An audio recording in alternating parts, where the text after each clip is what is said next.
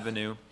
But for this last portion of the afternoon, we're going to focus on showcases. These are the actually existing projects or projects in development that are helping to drive this ecosystem, that are putting it to work, that are testing what we're capable of doing together. So this is a chance to find collaborators, to hear about what people are building, and to consider how you might be able to be a part of supporting what they're trying to create, where you see gaps, and more. And we've got a whole bunch of projects ready to go.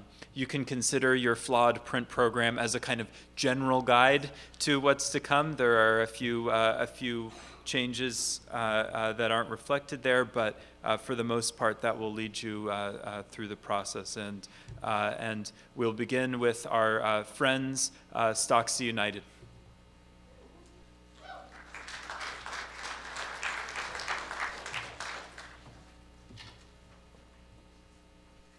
Cool, easy. All right, hello. My name is Nuno Silva, and I'm joined by Margaret Vincent, and we're here from Stocksy. If you didn't know, Stocksy United is a stock photo or stock content licensing agency. We now license photos and videos. And I'm just going to quickly, the first half of the presentation is sort of going to explain who we are and why we are. It was really interesting hearing one of the speakers mention that you need to have purpose, and I think that's one of the most important things when you're starting just a business in general and not just a cooperative, is that the purpose and the product is probably the most important element to the success of your organization. So one of the things that someone once told me before is figuring out the problem that you're trying to solve first. And so I'm going to just go through the three major problems that we had in our industry and sort of explain how we were trying to address those.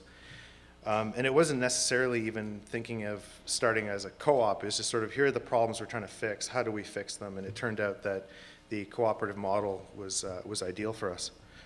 So the first problem for our artists were royalties. If you guys aren't sure about the stock photo industry, what happens is you generally have an online platform where, as a photographer or videographer, you upload your content, and advertising or marketing person or graphic designer will download it and pay some money, and the agency then collects a fee, and then the artist collects a royalty. And the industry we came from, the royalties were about 20% to going to the artist, and those started to diminish, started going down to about 15 or even 14% in some cases. And so a lot of the artists were finding that they were getting less and less per download. So what we wanted to do is obviously change that tide, and we started by offering between 50 and 100% royalties, which we've now, I'll explain a little bit later, it turned out to be 50 and 75.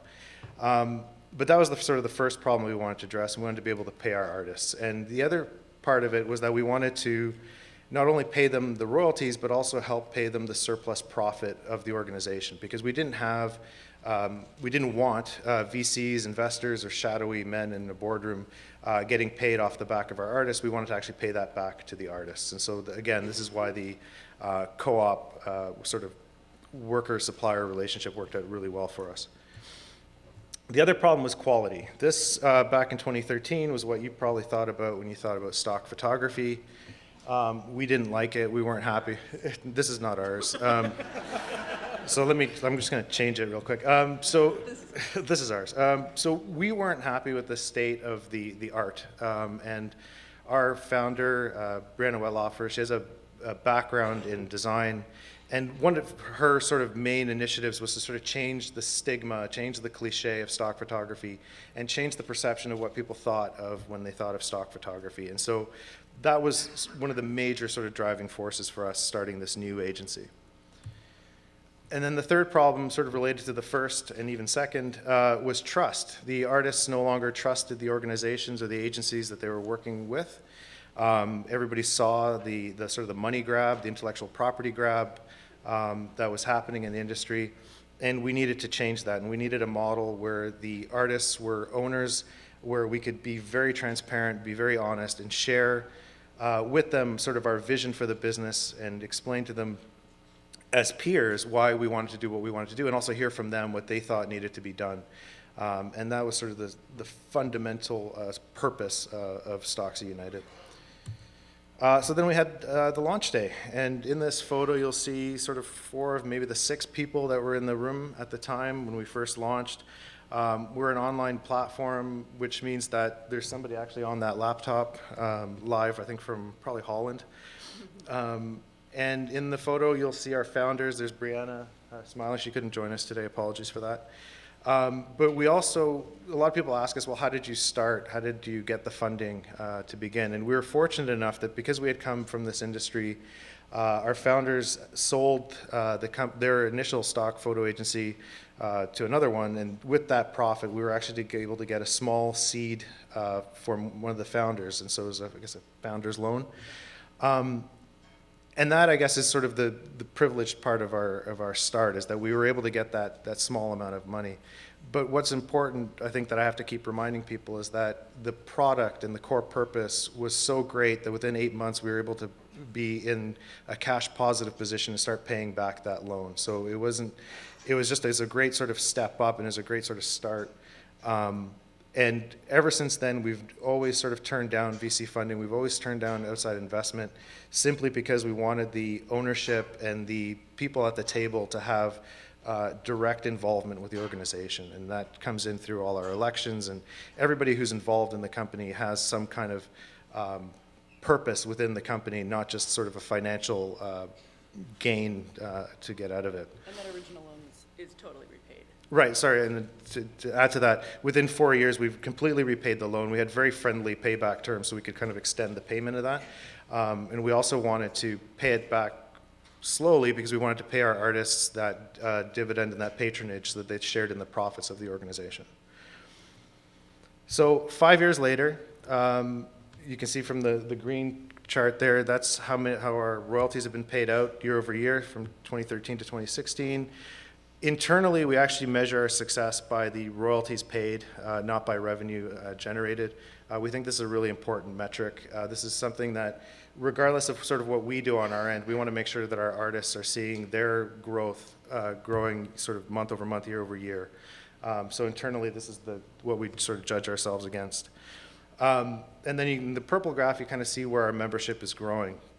One of the things that I think Margaret will touch on is some of the challenges we've had with that membership growth and the way that we've decided to sort of structure the organization.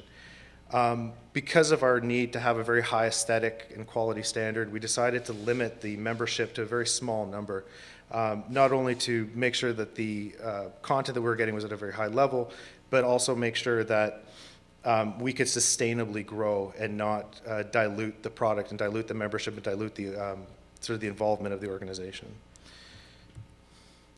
We're really proud of our community. A lot of these folks have been friends of ours for 12, 15 years or more. These are people we've known in the industry. These are some new, fresh faces that we've just met.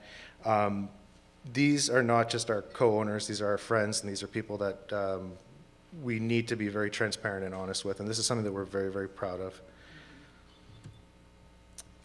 We've also gotten a lot of press, and thanks to Nathan and Trevor and sort of this community here, they've really helped sort of helped us showcase ourselves and speak openly about what we're doing and why we're doing, and about the purpose that we're trying to bring back into this industry of artists that we feel are not being treated fairly in other organizations. We've been very lucky to work with some major brands, a lot of names you'll recognize below. Also wanted to point out Stir magazine, which is a great co-op publication of the UK. Really happy to sort of work with them and help support them as well. And on to Margaret. So now So we are a Canadian co-op. And I just wanted to speak briefly. In Canada, there are provincial and federal options for co-op structure. We've explored doing a federal co-op, but right now we're blocked by a requirement under law that you exist as a business in location in 2 provinces, which obviously as a platform is a little bit strange. So we always bring that up and want people to know about that, and have worked really closely with groups in Canada and talked about that, and hopefully looking to see if we can change that sometime in the future. But originally we were incorporated in Alberta.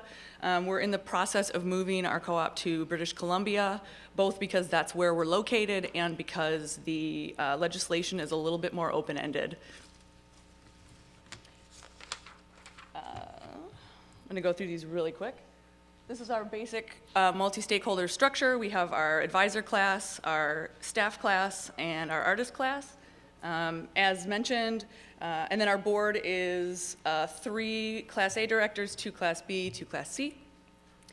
Trying to figure out what we should do and not do, because now it's last minute. Yep. So the membership cap that we placed is the one thing I think I would suggest doing differently if we were doing it again.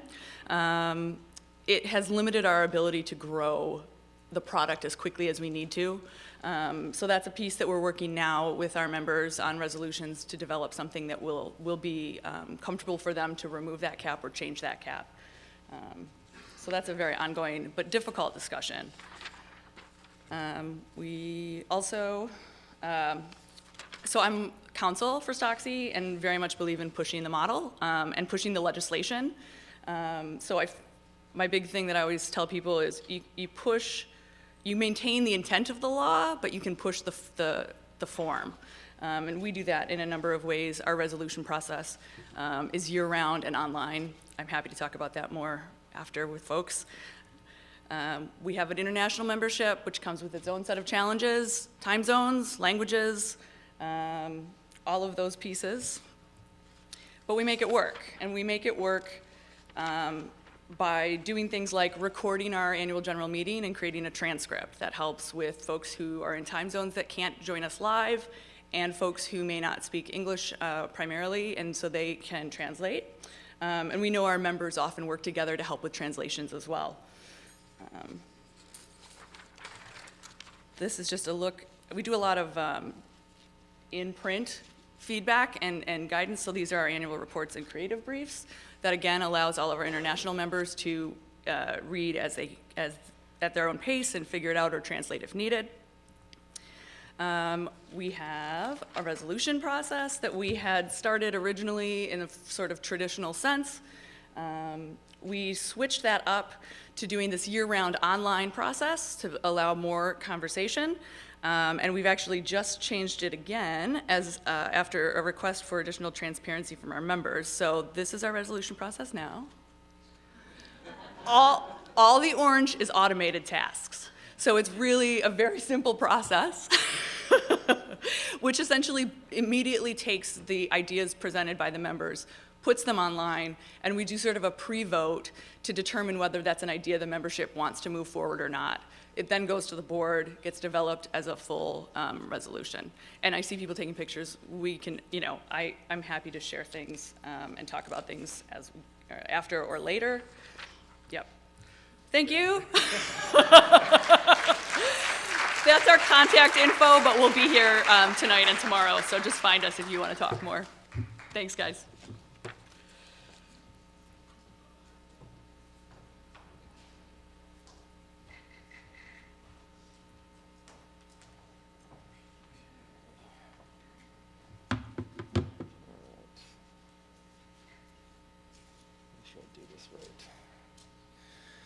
All right, hi everybody. Thanks for being here.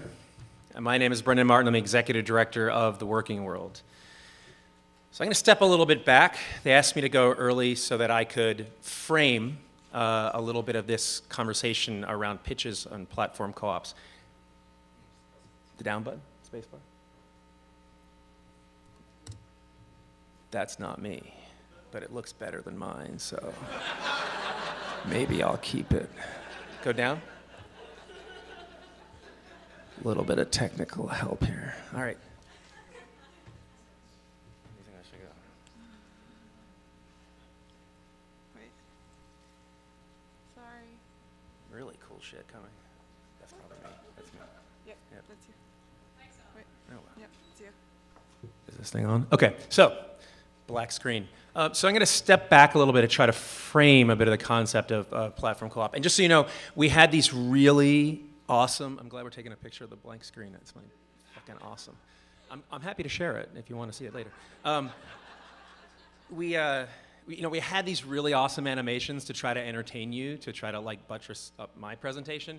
We decided to go with an open format PDF, so no more animation. So it's going to look really cool. Don't worry about it. I'll try to be animated myself. So stepping back a little bit about platform co-op. So what do we mean when we say a platform cooperative? Well, a platform, the way we're taking it, it's the infrastructure that distributes resources needed or at least used commonly by a lot of folks. Now, if it's a cooperative, then that infrastructure that is used commonly is also governed and maybe even owned commonly. That would be a platform co-op. Now, as we all know, there's not that many of them or nearly enough. A platform monopoly would be the opposite, or a platform oligarchy, where you have infrastructure that is needed and used by many, but it's controlled by just a few. That's what our sort of target is here. Now, when we think of this, we're definitely seduced by the recent, the tech giants of today, the Facebook that's used by millions and controlled by dozens, that sort of thing, Google, et cetera. And indeed, I do believe if you look historically at this concept of a platform, when I'm breaking it out of just the current history by defining it this way, historically it's often engaged the most recent technology. So we see it in really pure forms, these new technologies. But once that is our target of a platform monopoly, you notice that it's not just the tech giants. In fact, we would argue that the purest and undergirding form of a platform monopoly is the financial system itself. Maybe some folks saw the headline that 4 or 5 families control more than half the United States' finances. So if you think about that, there are more people on the board, more people controlling Facebook than control half the U.S. economy. That's some platform monopoly going on right there. So that is my first unanimated slide. Dollars controlling people. Platform monopoly here.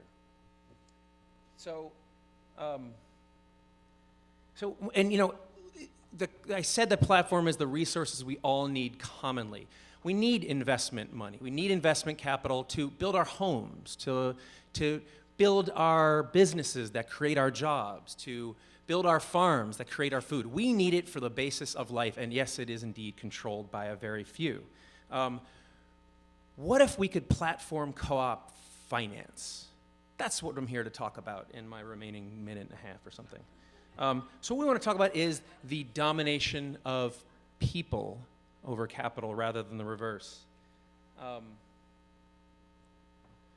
When we think about, say, great, let's platform co-op the banks. Now, when we think about that, a lot of times you might think of, okay, great, we're doing work on, let's have a cooperatively owned currencies. That's useful, that's really important. Currency is a big part of a bank. Or cooperative control over savings, or maybe peer-to-peer lending. These are all these banking functions we think about. We imagine what could we cooperativize, and those are all really important functions. But the function that provides the money for our businesses, for our farms, for our homes, it's not about currency or even about peer-to-peer lending. It's about finance capital. It's about investment capital. And that's what we're talking about trying to cooperativize. When we bailed out the banks in 2008, no one said, well, we're not going to have currency anymore. They said, we're not going to have jobs anymore. That was what we were relying on those banks to provide, and that's the function of those banks that we want to try to platform cooperativize so that this resource, which is so commonly needed by all of us, will not be controlled by 4 families. So what if we could do that? Well, it turns out we have begun that process. This is the Madeline system, which some of you might have heard presented about a couple of years ago. You're not going to get all sorts of cool graphics about it. The Madeline system is not based on some technology breakthrough. It's not based on some new, cool, technological breakthrough, nor will it be made obsolete by the next one. It is based on people. Now, sure, it uses technology. It uses all the latest technology to instantly share information, to keep records you can sort indefinitely, to connect people across the country so they can teach each other.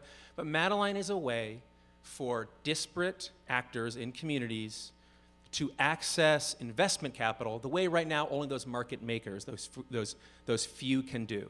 It's business tools, it's due diligence, it's fund aggregation. It is all the tools necessary to allow a community which needs to access investment dollars to build its homes, to build its businesses, to build its farms, can do that in a way that will benefit community, not benefit the extractive finance at the top. So I'm down to 1 minute, but that's okay. So that's what Madeline consists of. Its goal is to platform cooperativize that function of banks which brings the investment capital that we all need for the benefit and controlled by communities rather than for the benefit and controlled by the few. Now, so far, there are 14 communities using this. It's absolutely in a beta. It represents a couple thousand people. It represents a couple $1 million. It is definitely just a baby step, but we're really happy to be born. Thank you very much.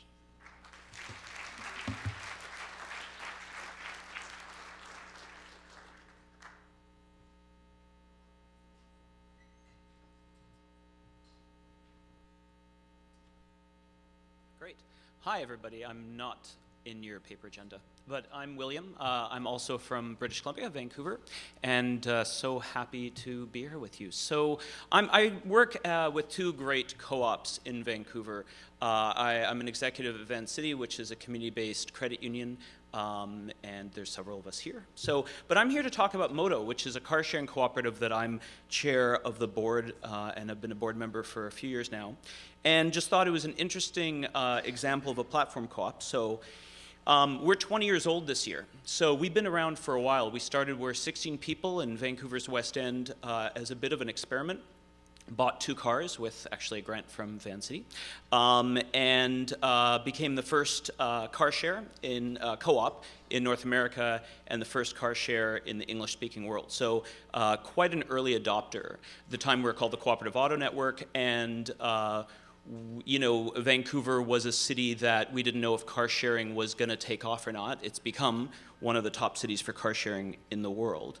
Today, we have 19,000 members who share 600 cars, trucks, vans, and electric vehicles. So we compete with a number of organizations in our trade region, and we do so as a values-based co-op. This just gives you a bit of the landscape of ride sharing, ride hailing, car sharing, etc., that we keep close tabs on. So we've got some pretty big competitors in our backyard. We compete with Daimler Mercedes-Benz, which is Car2Go, and we compete with Avis Budget, which is Zipcar. So we are a little member-owned co-op, sort of battling these large organizations and trying to figure out what our place is in an ecosystem where, you know, potentially car sharing gets replaced, gets disrupted ourselves with autonomous vehicles, that cars become a service, you push a button, and what's our role if and when that happens. And I'll get to that in a moment. So for a 20-year-old organization, I mean, what's important in here and why I wanted to share it is that even after 20 years, we're growing by double-digit amounts. We see that there's a growing demand for car share. We think we're a really good option because there's nobody extracting value and sending it to Boston or to Germany. We keep our value local and our ability to place cars where people actually want them because we understand the local geography and the local landmarks, our ability to keep prices reasonable and low, and our ability to understand what residents and the transportation ecosystem locally needs is pretty darn good. And, but even with all these competitors, our view is that our competition is the private car. There's 1.4, I think, million cars in British Columbia and something like 2,400 car sharing vehicles. So the opportunity is really for people to consider giving up their second or even their primary car and add to Moto's fleet of community-owned cars that are a community asset. And that idea of a community asset is really important to us because, you know, there have been a couple of times where people have tried to buy us out and there's nothing to buy. There's no one who's going to get rich off a buyout. We would actually just give all our assets to charity. That's baked right into our bylaws. So therefore, we're going to make a go of this come hell or high water. Our purpose statement, thank you. Our purpose statement is actually that we just renewed this about a year ago. And the idea of the 4 words, affordable, convenient, inclusive, and sustainable, have become real sort of focal points. Not new words to Moto, but those 4 words in that order are super important to guiding, you know, the evolution of our triple bottom line scorecard and a lot of the things we do, the partnerships we have, et cetera. And the idea of providing a platform, and I'll get to that in a moment as well. In fact, right now. So, you know, per what Stocksy said earlier, I echo their comments that we try and keep a couple things core. One is we have to have a very good product and service to people, otherwise they're not going to use this. If the cars are dirty, if they're not there when you book them, if they're always out of gas, if they're old and smelly, if they always have dog hair in them, people just won't use the service. So we put a lot of attention into providing a service that is fun and accessible and clean and convenient and affordable. But we also are very values driven, and so we see that so many things we do are built around cooperating with other cooperatives, around understanding what community needs.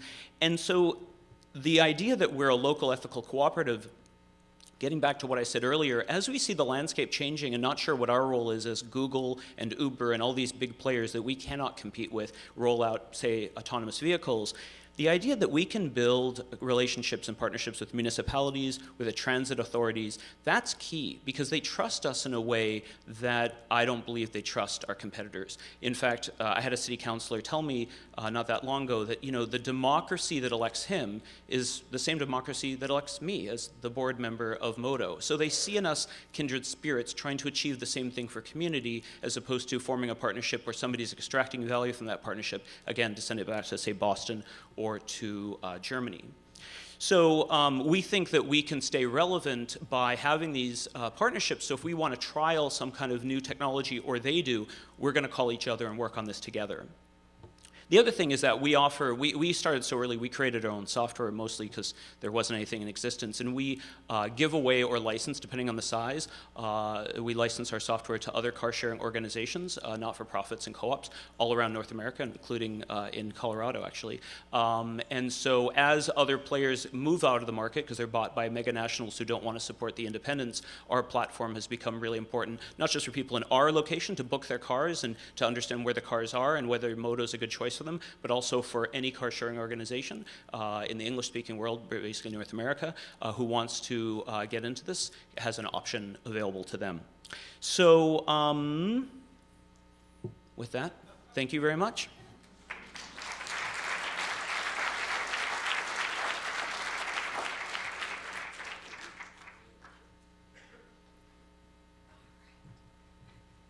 Let's see, technical difficulties? Woo. All right. Well, it's hard to follow up two amazing platform co-ops, so I want you to temper your enthusiasm around this as we are a very early stage company. So I am Jen Horonjeff, founder of Savvy Cooperative, and we really just started to get going. We just launched our platform in September and just launched our co-op membership in like 2 weeks ago. So we're new at this, but bear with me as I explain why we're doing this. So at Savvy, we consider the fact that we believe that patients themselves are savvy.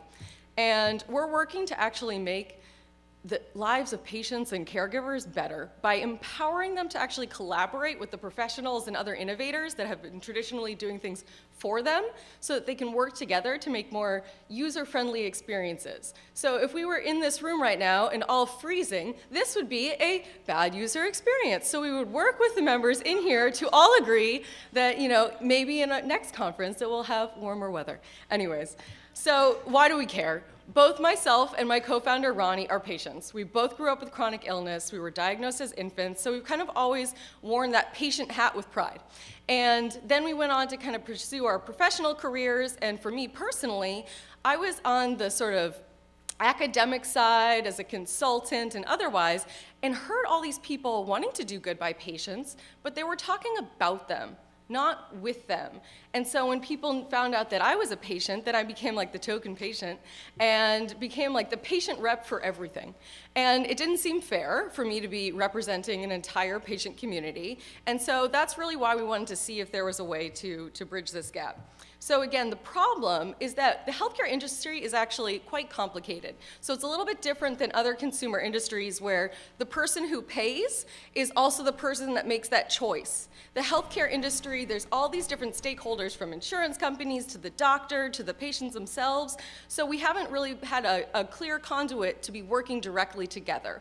And the patients themselves don't feel like anybody's listening to them. So again, the old approach being, let's just make things for patients. If we talk to them, they're probably going to be white affluent patients that have time to take off and come talk to us. And then, of course, the company's profit. So what we're trying to do is make it so that patients actually get to be part of that collaborative process and that their experiences get to actually be valued. So we look at them as just having a different level of expertise, but that it should be equally valued. So here's what we built, or building, work in progress. These are actually slides from our prototype, which looks really awesome. If you go onto a platform, again, expectations just notch lower. So what we're trying to do is a typical gig economy sort of platform here. A professional of any kind, a new startup, a researcher, anybody who's trying to understand the patient experience can come on here and post their needs. So maybe they need 20 people with breast cancer for a focus group to understand what the experience is like with breast cancer. They post that there. Then the patients get to go onto their side of the platform and see what the opportunities are, read about them, see if there's an incentive, and then they can opt in to participate. We still screen them to make sure that they're the right people for the right opportunities, but we're just trying to make this easier for them to find each other. It shouldn't be so hard. And in the healthcare industry, there's concerns about coercion of patients, but that's where, again, the patients get to self-select, so we fix that. So we see this as a highly scalable opportunity. Myself and my co-founder, we've been working in the upper quadrant over there as consultants for many years. But that's why we consider ourselves a disease-agnostic platform. So we want to create best practices across conditions. This is not unique to any one area. So we want to make sure that we can kind of gather all this information and make sure that patients can be treated fairly no matter what disease they have, and across all sorts of areas of the industry themselves. And we actually see this scaling beyond healthcare. You all are considered our members because we all can be interacting with the healthcare system. So why a co-op? Well, we consider ourselves a marketplace for patient insights. So the patient insights market is not yet really well defined. So here we have people who kind of play in this space in different ways. And so they kind of work more in this fee-for-service area, a lot in the surveillance area. We're just watching everybody's Facebook to see what people are saying about their conditions and other things like this. So that's where we were looking at, what does this look like? And honestly, I am a total business and co-op novice. So again, take what I have to say with a grain of salt. But what I wanted to do is make sure that patients were fairly valued. And as I started to kind of look more and more into this, to me, the answer was a co-op. I don't remember what was the light bulb in my mind, but somehow it made sense. And as soon as I figured that out, I found my co-op lawyer, and within 10 days, we were incorporated as a co-op. So it just was an instant fix. Time will tell how successful we are, but it made sense. So this is why it made sense. Because if you stop and think about what are we doing, we are trying to elevate the patient voice and make sure that patients are fairly valued. So we needed a business model to match what we're trying to do. How could we go out and advocate that this is what you need to be doing with patients if we didn't do that ourselves? If I became a billionaire off of all of these patients doing the hard work, and the patients have been marginalized for their for years, but within their whole patient journey, right? They're the most vulnerable of this ecosystem. So we're trying to restore power back to them, or give it to them in the first place, to make sure that this is an organization that they trust and feel like is a safe space. And we've gotten a lot of feedback already that people are drawn to us because of the co-op model and because we're patients, that they know that we're looking out for them. So that's really what we're trying to do. We are a multi-stakeholder co-op. Here are our classes. Last time I presented this, it was still a work in progress, but we have officially incorporated or ratified our bylaws, so this is real now. So we wanted to make our public class our Class A. They used to be Class C, but we changed that out because we wanted them to come first. So we have our public members, which we've already been onboarding. Team, that's still in process. We don't actually have a team yet. Founders, and then investors. We can take on investors. We do not have any right now, but we are allowed to do that. So this is my plug to join our co-op. The website's right there. Take a minute to get out your cell phone, snap a picture. Remember savvy.coop/membership.html. You are all welcome to join. Right now, all it is $25 to buy a share of the co-op, and then boom, you're in. So I have to say that I've now been to 2 back-to-back conferences where people have brought up stuffed animals now. I did not know the Ewok is coming, but I felt that it's becoming appropriate for us to start circulating our little fun dolls. If you want to learn more about Savvy, you should go onto our YouTube channel for Savvy Cooperative, and we have lots of fun videos on there, me explaining what the heck we do with dolls. So with that, my friends, I thank you on behalf of myself and my co-owners for letting us come and chat with you today.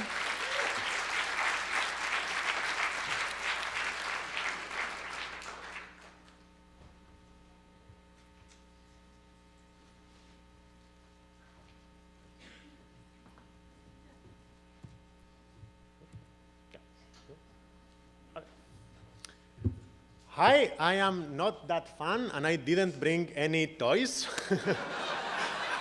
But I will try my best.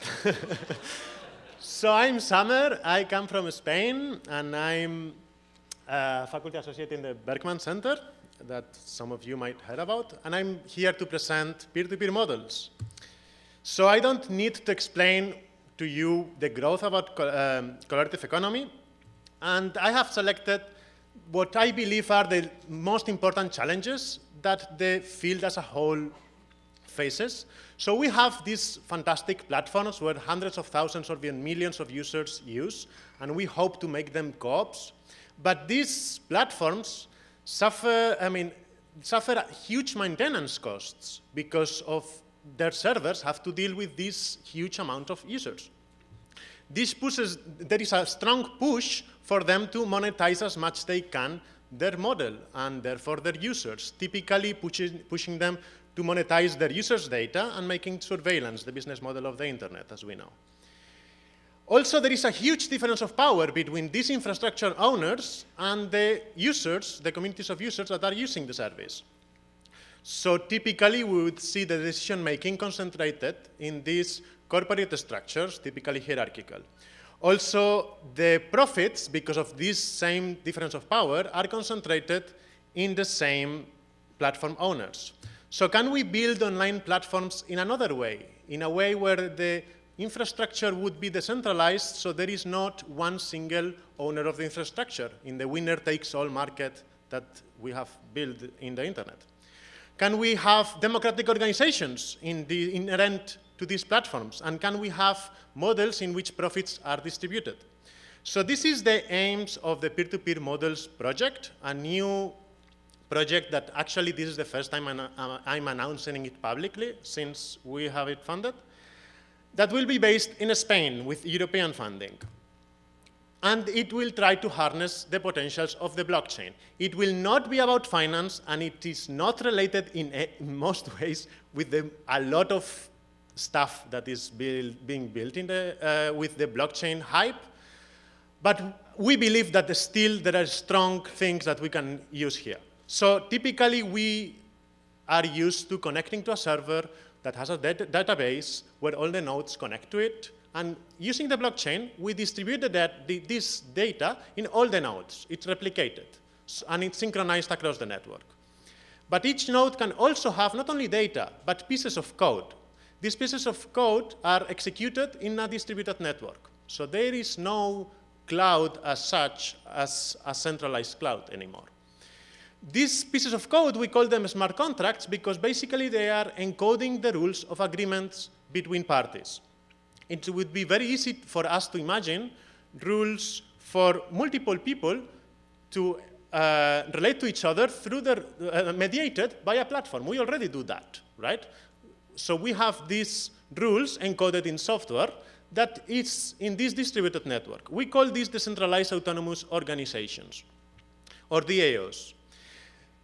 Coming back to our challenges, we could perfectly imagine, instead of having these central servers and central platforms, we could replace them with DAOs, trying to minimize this huge difference of power. Today, DAOs are built in a way that has multiple technical problems that I will not get into. And with this project, I will try to provide a framework in which we have Legos, building blocks that we can combine in order to build easily DAOs. We will focus on DAOs for the collaborative economy. That is, typical features that we have in collaborative economy, such as marketplaces, crowdfunding, or social network, we can embed them in building blocks. So if we want to build a decentralized Airbnb, we can combine different building blocks and deploy them. And concerning the other two challenges, we could do the same. We could do a repository of building blocks, each building block being a governance model that I can choose from.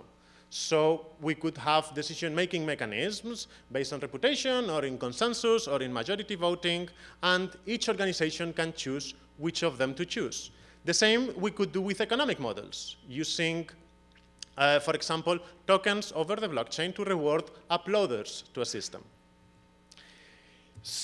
we will try to use a lot of social research to understand which economic models and governance models we can encode into the blockchain, and understand what are the real needs of the real people out there to guide the development of the modules that we're building.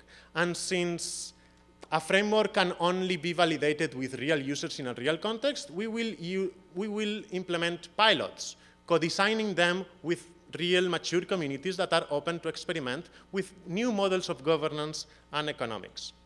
We will also provide a test bed, so researchers and developers can combine their Legos, their building blocks, and deploy them to experiment with questions like, what are the limits of purely technical governance? We want the code to regulate everything, or we should put humans somewhere in the stack? I hope the answer is most pushing to humans and to code, but we will see. Which forms of incentives increase productivity, but without disrupting the collaborative dynamics, because we don't want to turn everything into markets, I hope. So with this project, I would like to help in pushing forward a new generation collaborative economy, where infrastructure is decentralized, organization is democratic, and the profit is distributed. The idea is that instead of having an ecosystem of centralized monopolies that we are trying so hard to compete, who can topple Airbnb or Uber if it's very, very difficult with the current rules of the game, this project tries to change the rules of the game. So we are competing with other options in an open, interoperable ecosystem. And thanks a lot.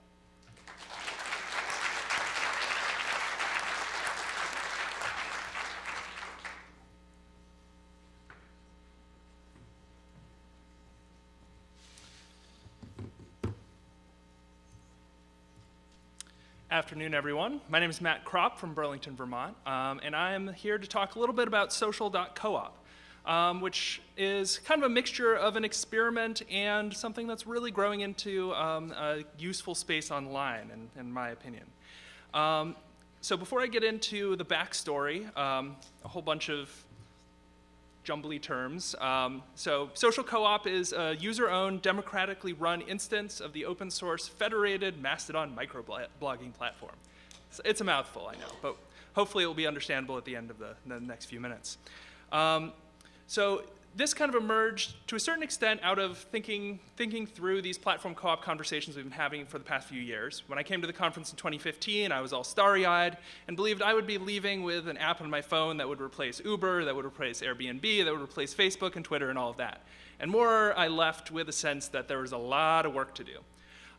So thinking about the sort of forms of social power that social media really has been exercising in our world has come to the fore with the 2016 election beyond the community of people who are talking about media theory and cooperatives, with things like Cambridge Analytica's use of Facebook data and things like that. So the awareness is bubbling to the surface that these forms of power are deeply problematic. But the major barrier to saying, all right, why don't we just own our own social platforms, right? Has tended to be thinking about it as in terms of network effect. So there's already a lot of users. The value of the network increases exponentially as more are added. So how do we get a large group of people to all move at the same time, and suddenly all that content is in a space that we own versus in a space that we're being extracted from? So that question of, okay, if there's already a network there, I think fed into some of the strategic thinking about the Buy Twitter campaign we heard about earlier. So I won't kind of go too far into rehashing that, but essentially it's the same logic of converting existing companies. They already have a business, cash flow, et cetera, so you can really you can not be starting from zero. So during the Buy Twitter campaign around April, the Mastodon microblogging platform sort of broke into public consciousness around some user interface changes that caused people to grumble on Twitter. And we had one more little wave of people saying, oh, Twitter's annoying me, I'm going to move to Diaspora, I'm going to move to LO, et cetera, et cetera. We've seen that movie before. But what was interesting was a conversation amongst Mastodon users kind of came up, and we were really talking about the platform co-op thing, governance thing, Buy Twitter thing, and decided, you know what, let's spin something up. Let's play with it. So we set the date for a public launch as the date of the Buy Twitter shareholder vote. and have been kind of rolling with it since. So in terms of pulling this together, really there's three pieces of the puzzle that have allowed us to bootstrap this with very little resources, a little bit of volunteer time, and have been able to create kind of a useful space. The first is Mastodon itself. Twitter just gave us an extra 140 characters. Well, Mastodon has 500, guys. Uses hashtags, because of our origins kind of coming out a lot of the by Twitter discourse, something that's similar to Twitter was a useful tool to plug into. It being open source meant that it was open to us to take and use as we will, and a single volunteer could spin up an instance easily. And the federated thing offered a really interesting answer to that, or at least partial answer to that network effect problem, in that the individual local instances, rather than a single platform monopoly, tend to be themed. So rather than having to get hundreds of thousands of people to move over to have the content that you're looking for, you get a few dozen co-op nerds to show up and start talking co-ops, and that's enough to get you coming back to the conversation, or furries, or whatever the particular communication. Honestly, it was furries and InfoSec were the two communities that really sort of started off the Mastodon community. So the second piece is Lumio for governance. Again, we've been using it today, so I won't need to get too much into it, but the questions of facilitating asynchronous decision-making is incredibly important when you have a worldwide organization. We're getting everyone to hop on a conference call at the same time is a nightmare. Familiarity with the platform from the Buy Twitter campaign, so a lot of people coming in were already aware of it.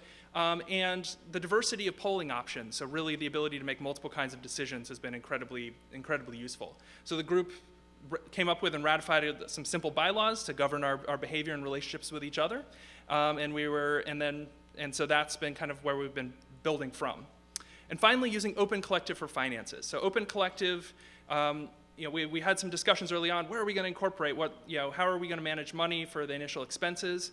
This kind of cut the Gordian knot for us and allowed us to simply say, all right, they'll take 10% as a fee, and we'll reimburse expenses through this thing, and people can transparently contribute, and there's a completely open view of our organization's finances. And at the moment, we decided to, rather than dealing with particular shares, just keep it to voluntary monthly contributions of between $1 and $10 a month. Anyone can join and not pay. They get occasional reminders saying, hey, if your financial situation has changed, it'd be great if you could kick in a little bit of cash, but we want people on board. So going forward, a few things: code of conduct development, thinking about, we're starting with the International Cooperative Alliance Statement on Cooperative Identity as our shared values. Legal identity development. Eventually, we're going to need to sort of hire people. Volunteer labor will only scale up so far. So how is that going to work? And potentially adding services. Can this user base that we're building of folks who get the co-op model and are enjoying sort of chatting with each other and sharing skills, can that be built in? Can that be a launch pad for other platform co-op services? So come join the conversation. Apply for membership. One thing to be aware of is for mobile apps, unlike something like Twitter or Facebook, that's a monopoly and has one. There's lots of mobile apps to choose from. And because we're Macedonians, we toot, we don't tweet. So toot at me, and thank you.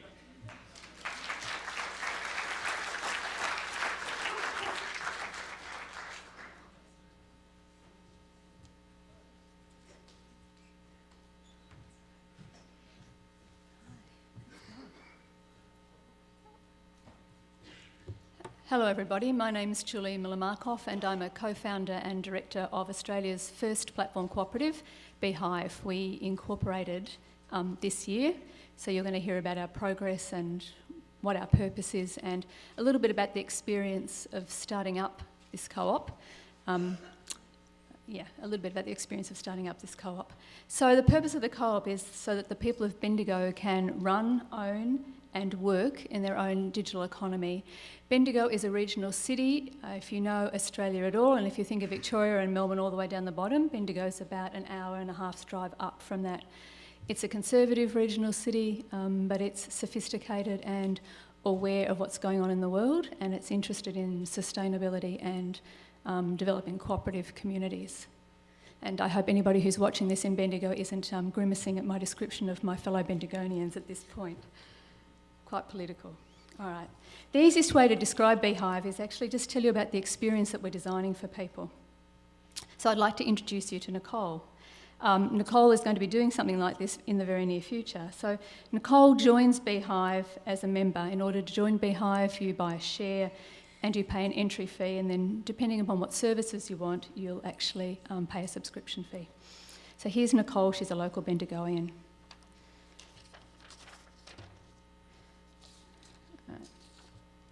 So when she joins as a member, she becomes part of a shared village.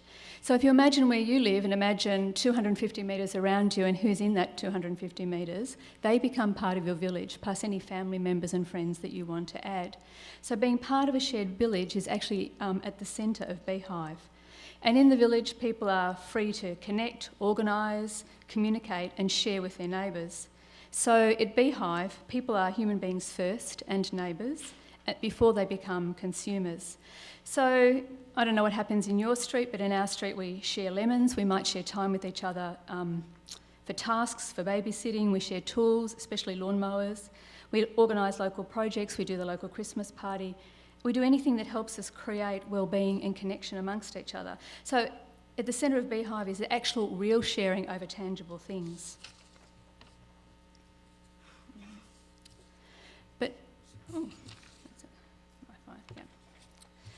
But Nicole can also do more within Beehive.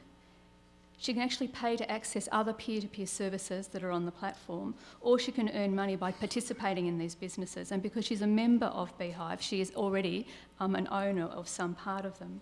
So services themselves can plug into Beehive. It will play host to other peer-to-peer services that we develop in Bendigo. We might want to share stuff, share food, share spaces, work out new models of transport or work. We heard before, we've heard people talk about sharing peer-to-peer money, and peer-to-peer energy is certainly of great interest in Australia. Two things that we think will be of great interest to where we live is actually transport and logistics. So the whole idea of Beehive is actually to solve real needs that people have, to provide new opportunities for business and for work.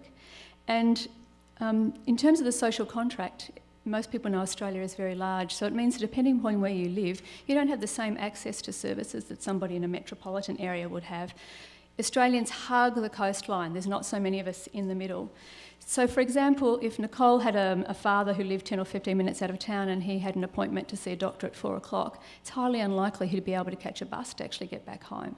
So that's an example of the social contract failing where he lives. So we think there's great opportunity, especially in logistics and transport, to start solving people's transport problems through just simple carpooling applications. So what Beehive is really striving to do is to relocalise the economy. All of the spending stays in Bendigo and all of the work is done in Bendigo. So the local economy is worth about $25 billion a year. We'd just like a small part of that, please. We'd like the money to be sticky. We'd like it to be owned and kept where it's generated. I was curious about somebody saying previously that co-ops need to set up and operate in a network. Well, we're going to be a network for the people of Bendigo. So we keep Bendigo relevant in terms of the type of work and skills that are required. It allows us to solve problems with our own resources. It's going to lower the cost of living for some people. It connects people into a real community. And we need to do this or it's going to be done to us. We're in a fortunate situation that not many of the large sharing economy applications have yet moved into regional Victoria.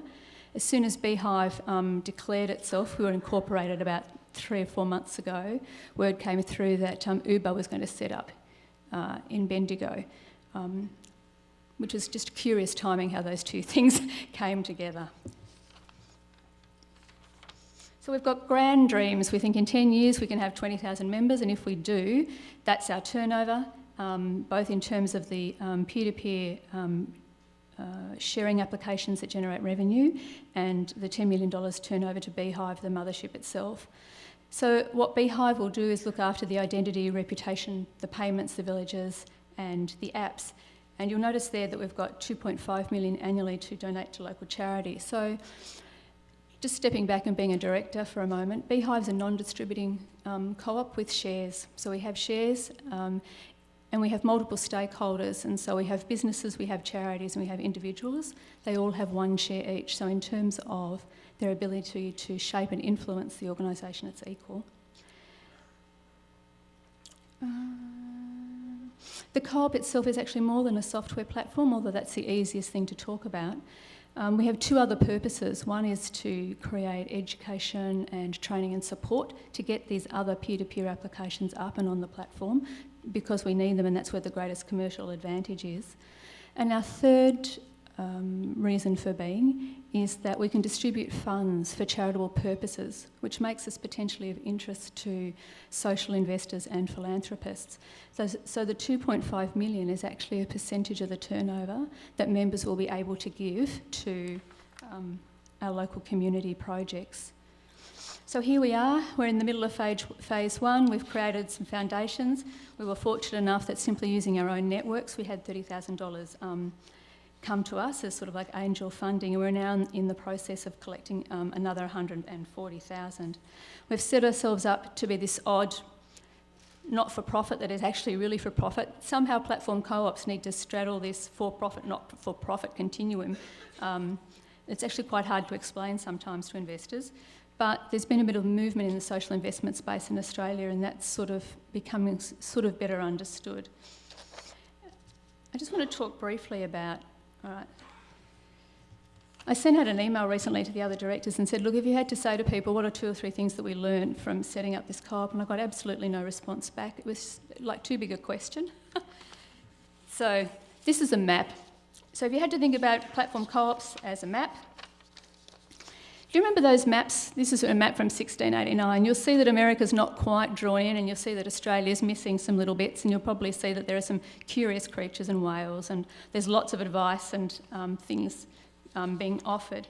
Part of the difficulty of working in this space is, in Australia especially, agricultural co-ops, the way co-ops have been set up, and there is no reference to anybody doing electronic business. It took us a very long time to find the legal advice that we needed to actually be able to set up. So there's a sort of time and effort gap that it's difficult for us to come to grips with. And I realise that we're the first, and I'm very pleased for anybody who comes second.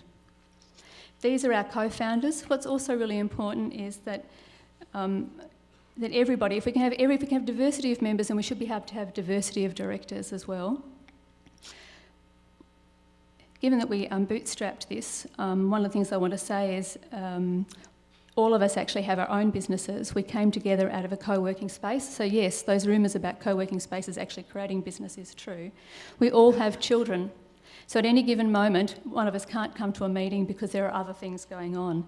We have an enormous diversity of skills, and that's to our advantage. The sad thing is, though, as the co-op becomes more successful, we have to replace ourselves because the directors must represent the membership classes of the corporation as we go. And the last thing I want to talk about is how did we survive? I'm so pleased other people saw Lego blocks. So what sort of superhero starts a platform co-op in 2017 in a small country town in Australia, and then devotes a lot of time to claiming space, finding time, mustering up effort, explaining it again, what a platform co-op is without referencing Uber, being committed to staying connected with each other and staying connected globally. And this quote came to mind to me as I was thinking about this, is that how can you be a good leader without walking into uncertainty, risk and emotional exposure? There's an enormous amount of emotional labour that goes into setting up a platform co-op, not just the intellectual desire to sort of draw in new maps, because the map is not actually the ground that you're on. It's more akin to being an artist. If you're an artist or a maker, you have the experience of creating the market as well as creating the product at the same time. So 3 reflections, and then you can get the hook and pull me off the stage. One is, what have we done, knowing that there are some cases there were really no advice for us about what we could do. So I've had to give you 3 pieces of advice. One would be, make choices of least regret. Anyone can choose between good things and bad things. It's when you're trying to choose between half of each and both that it's difficult. The second is to create the most value that you can and protect that. When I didn't know what to do, I just looked ahead and thought, right, how are we going to create the value and protect the value in the organisation? And the other thing is to think at any given moment, you're going to invite another 5,000 people around to your house and take care of them, because that's what it feels to me like designing a platform co-op, is at any moment thousands of people are going to come rushing through the door, and how are we going to cater for them. Thank you very much.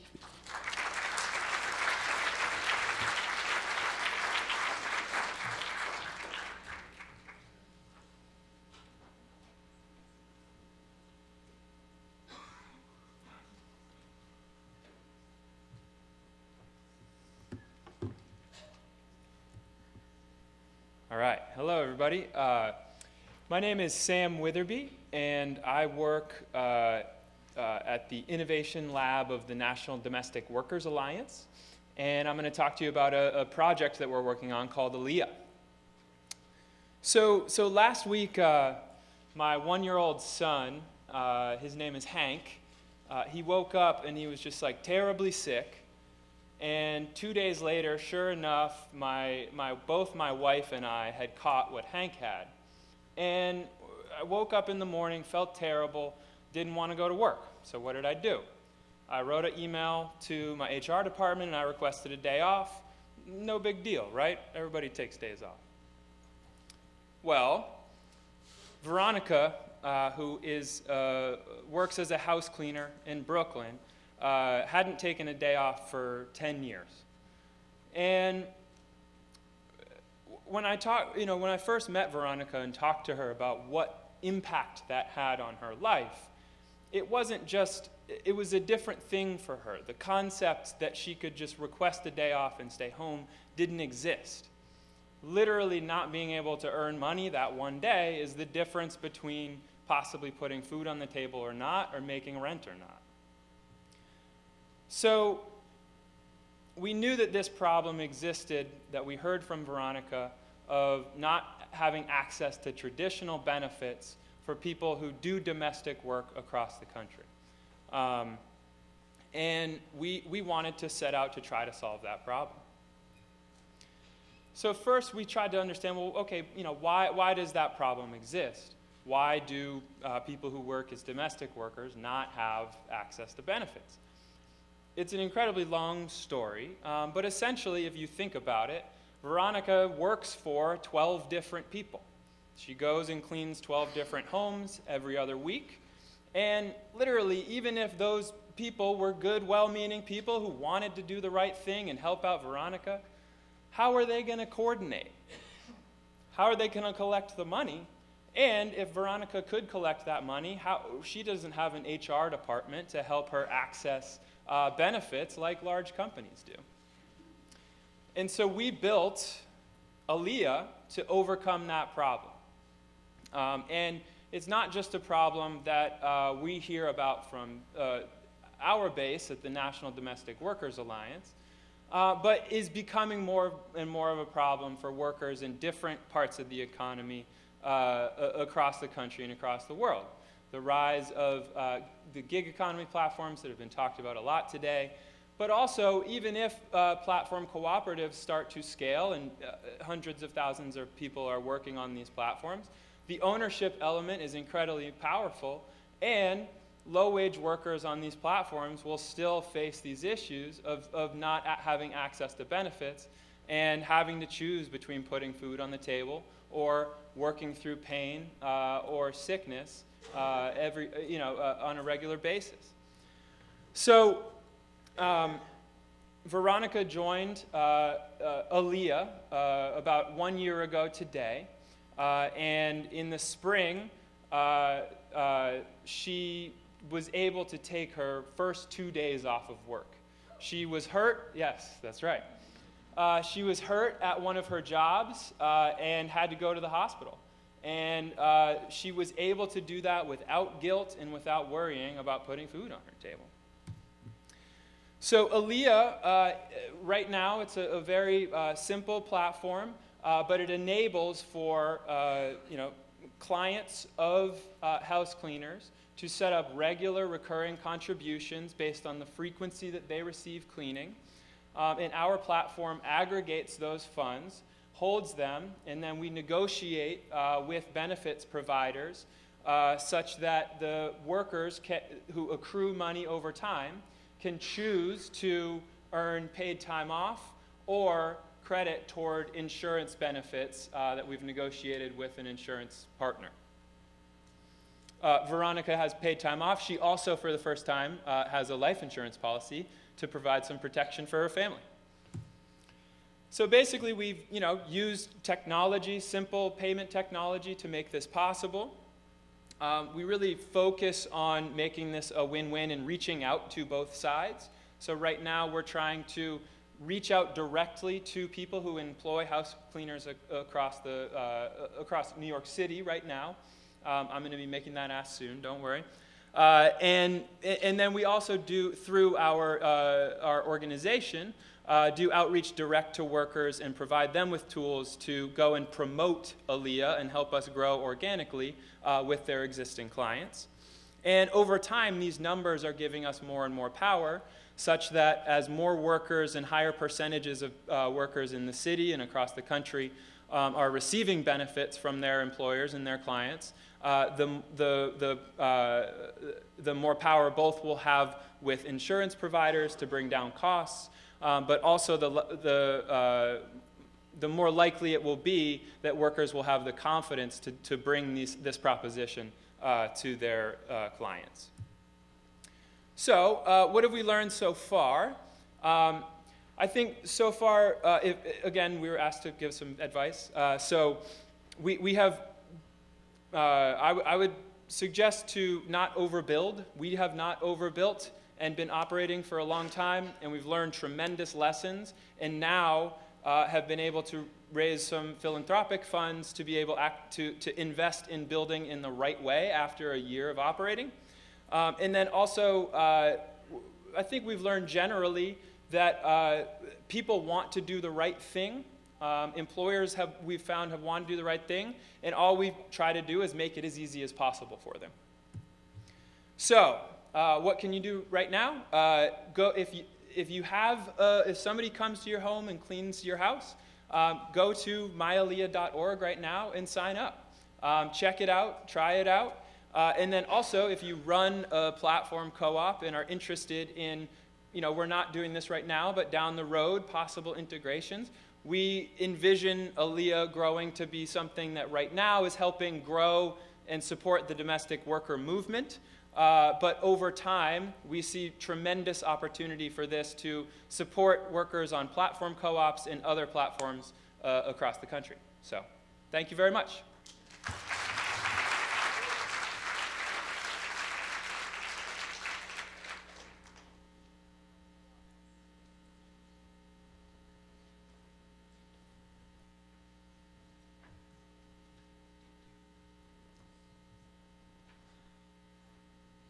Hello everyone, I'm here to talk about Airbnb.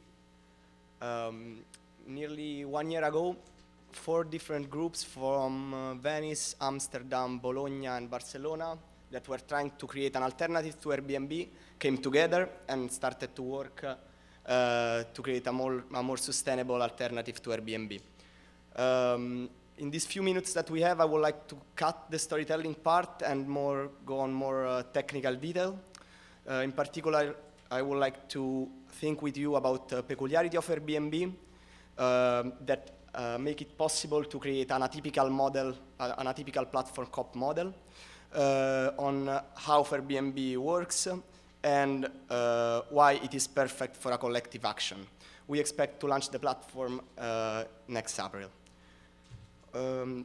Airbnb is a very, very successful business, one of the most profitable sharing economy platform with nearly $3 billion of revenue every year.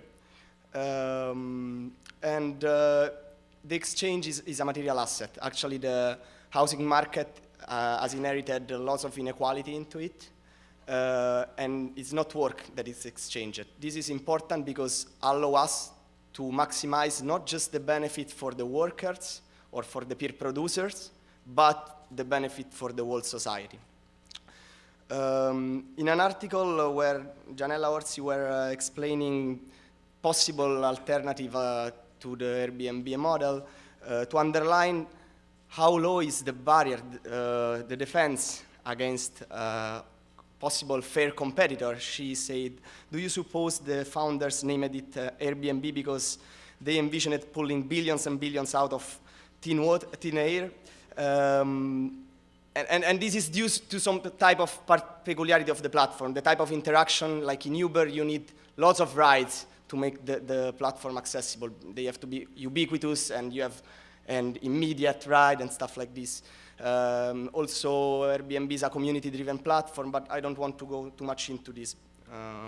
But it's easier than many other platforms, like Facebook or platforms that have huge network effect. So we started to think, how can we create a platform that is better for travelers, hosts, and communities? Something that people really would like to use, just not something that stays in this type of conferences that are for sure good to know each other, but we need people to use this platform. So we focused on two things: reducing negative externalities and producing positive externalities. How do we do this? We cut out all the speculator or people, the mega hosts that inflate the market most. And of course, we share the data with the municipality, and that probably is in a better condition to understand what are the policies needed for a particular city. How do we actually want to produce positive impact thanks to tourism? We want to use the revenue that normally are used by Airbnb and largely become profit to generate positive impact. To explain you the business model, it's really, really easy. Airbnb takes about between 15 and 18% from every transaction. We would like to do the same, but use just the minimum amount to run the platform, 5 to 8%, and give 10% of this transaction to social projects, local social projects. So to explain you a little bit, if I travel in New York, I spend 300 euros, 260 goes to the host, 10 are used to run for Airbnb, and the traveler can choose one of the social projects on the platform to fund. So it's a really basic user experience and allow participation from everyone. Why is this model can be used to hack the growth a little bit? We rely on creating many partnerships with these social projects by, of course, letting them getting funding from our platform and becoming also member of the cooperative. And this helps us, for example, if we want to start for Airbnb in another country, we could just eventually go there, find social projects that can help us to find the first accommodation there, raise awareness, taking contacts with municipalities and stuff like this. We envision a platform that is a common. This way of using social projects that can be also cooperative project, platform cooperative project, is a way to bridge and to reach local needs. In the end, this should be feasible. How many houses do I need to fund projects? Is this a replicable model? Is this something that can really work? To give you a little glimpse of how much this model is feasible, imagine that with 200 houses accommodation that with an average of 50 euros per day, we could eventually fund 4 social projects with up to 15,000 euros in 2 months. This is a project that for sure needs the help of a bigger community. So as said at the beginning, it's a project that could be feasible for a collective action. All of us know people that travel, know people that need funding for their social project or for their cooperative project and stuff like this. If we can imagine to get 5% of the market share, we will be able to redistribute to local communities around the world over 200 million euros per year. What it becomes, what's the outcome of this? For Airbnb, it could be like a perfect mobilization platform, like that make people do stuff together. It can be transnational, it can give resources to people that share the same values. Last year I was in Rome. I read an article about the last event, and there was this professor, I hope he's not here. Anyway, I don't have anything against him, but you were saying that like platform co-op was something that could not replace the actual system, or it's something just to show what can be another way. I think that we really should actually try to show that really it's possible to make something different, and that we can actually have a better model that works more for the whole society. Thank you very much.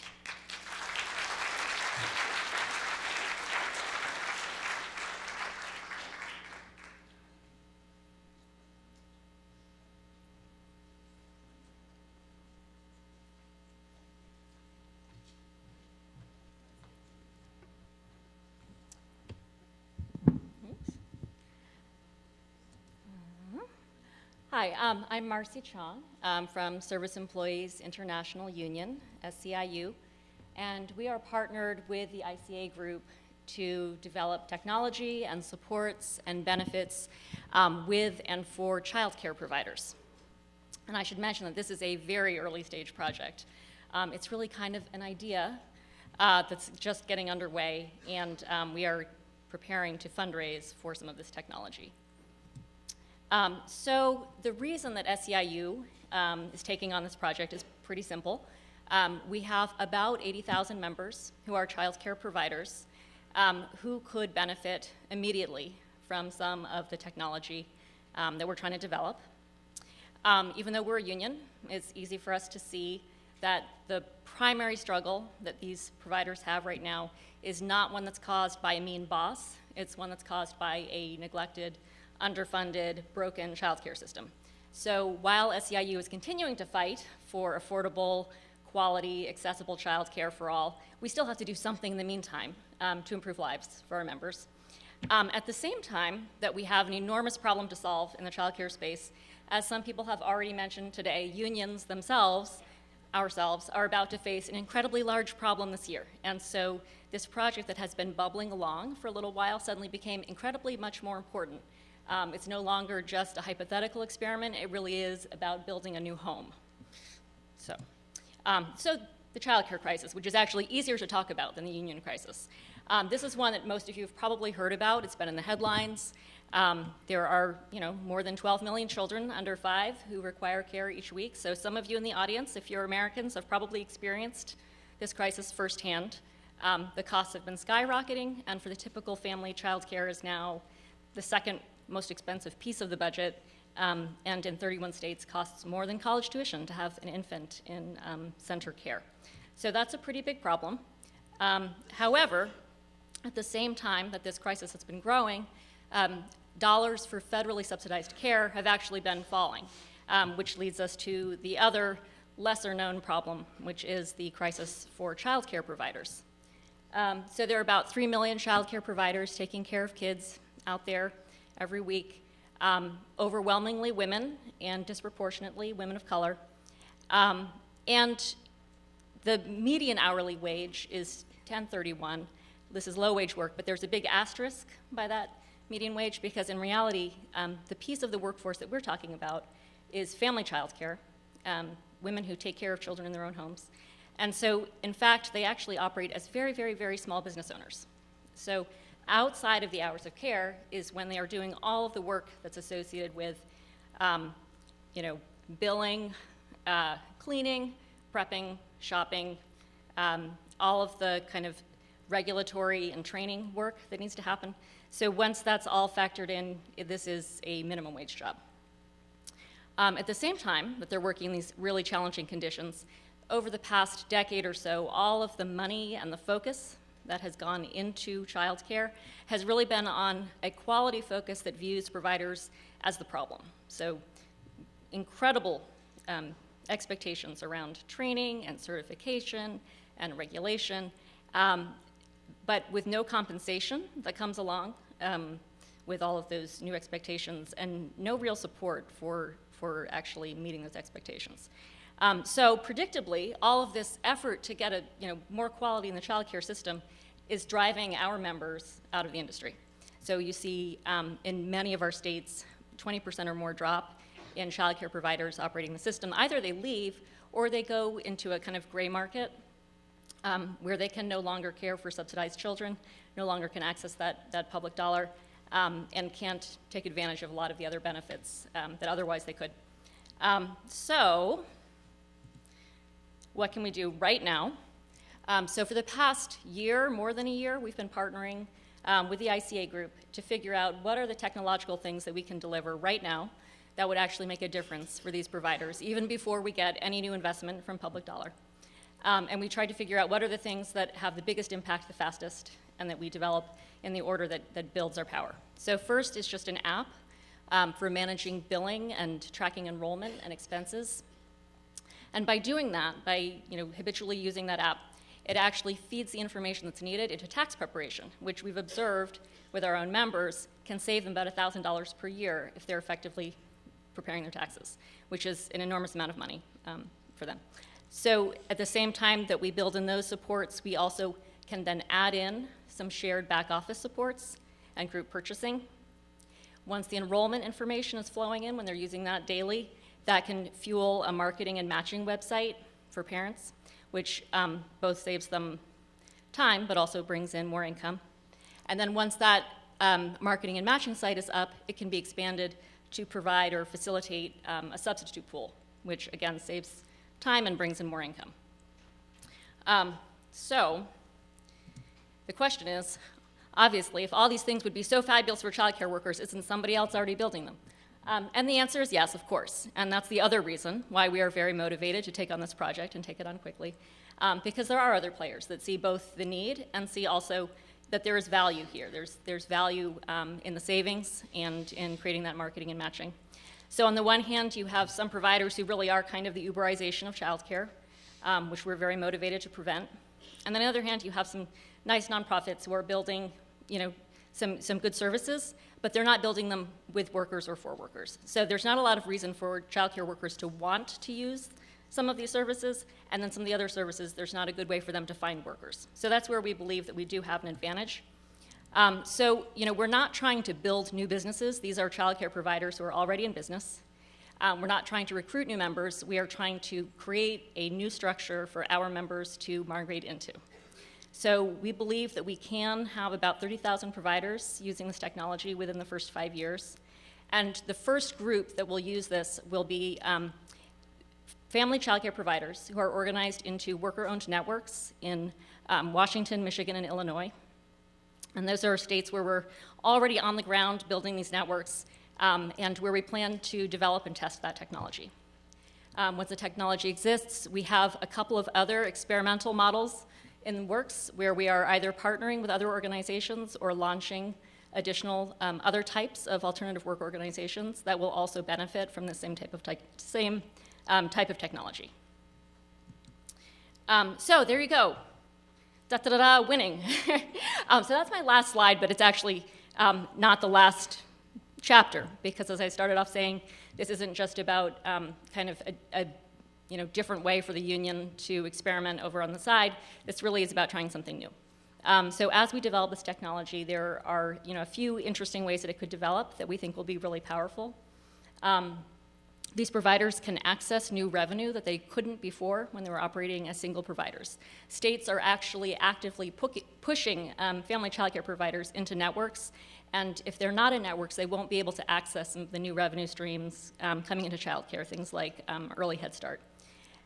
Once we've made it easier to operate as a childcare provider, we think that that will potentially bring in new workers who otherwise wouldn't have entered the field, which is another valuable role that the site could provide.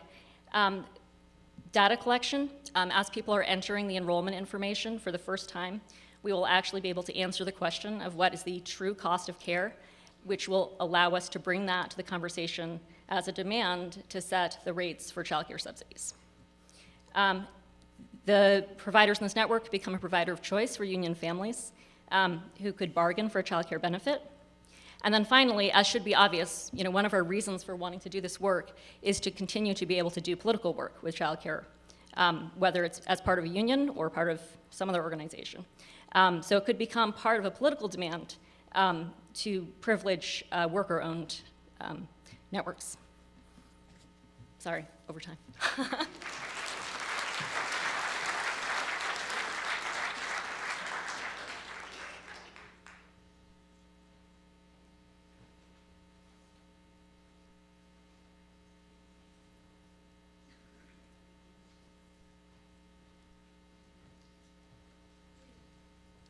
So the next one should be me if everything works out and I can count. Oh. Yeah. And sorry for the confusion. And thank you for Fairbnb Co-op for being on ahead of me. We are also called Fairbnb.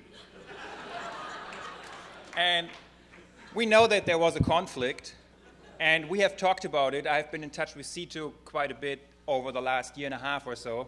And, we really didn't want to call it fair. We thought, fuck Airbnb. We want to disrupt. We want to disrupt Airbnb, but we also want to run a high road political campaign that, we have to talk about fair regulations for short-term rental companies like Airbnb and others. So this is not a presentation about a platform co-op or a project to establish a platform co-op, but this is a, sort of like a brief rundown on the Fairbnb Coalition, which is a union-led coalition led by Unite Here, Local 75 in Canada.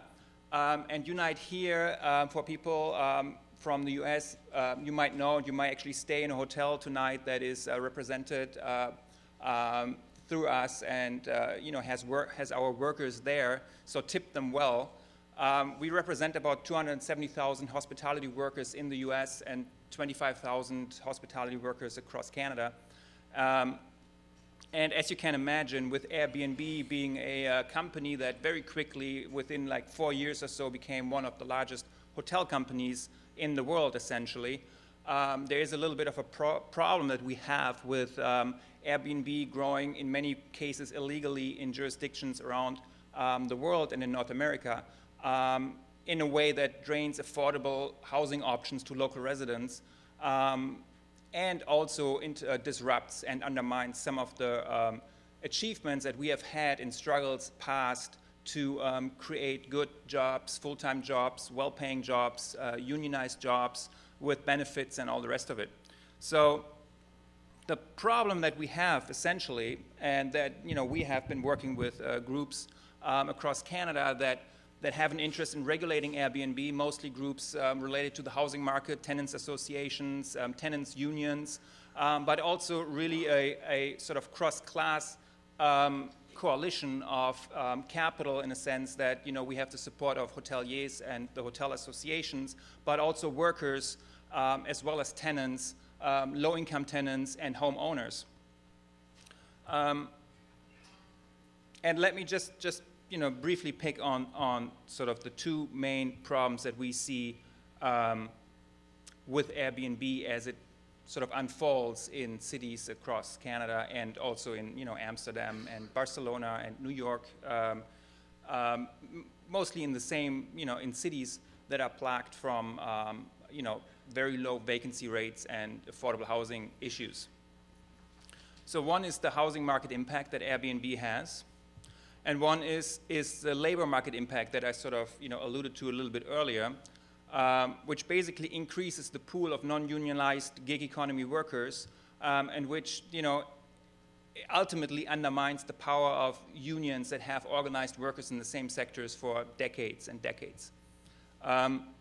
So there is a legitimate problem for unionized workers in these cities, but also for people that actually rely on the rental housing market and on available and affordable housing options.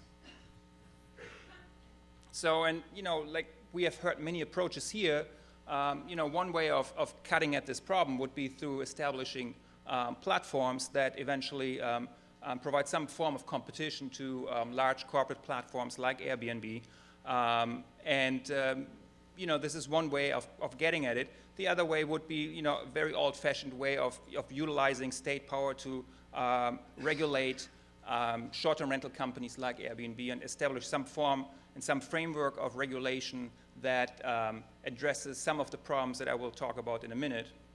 And this is essentially the route that we have, taken in places like Toronto, Vancouver, some other Canadian municipalities, but also coordinate with with other organizations and groups in our union locals in New York, San Francisco, Los Angeles, Chicago, Boston, and a number of other American cities.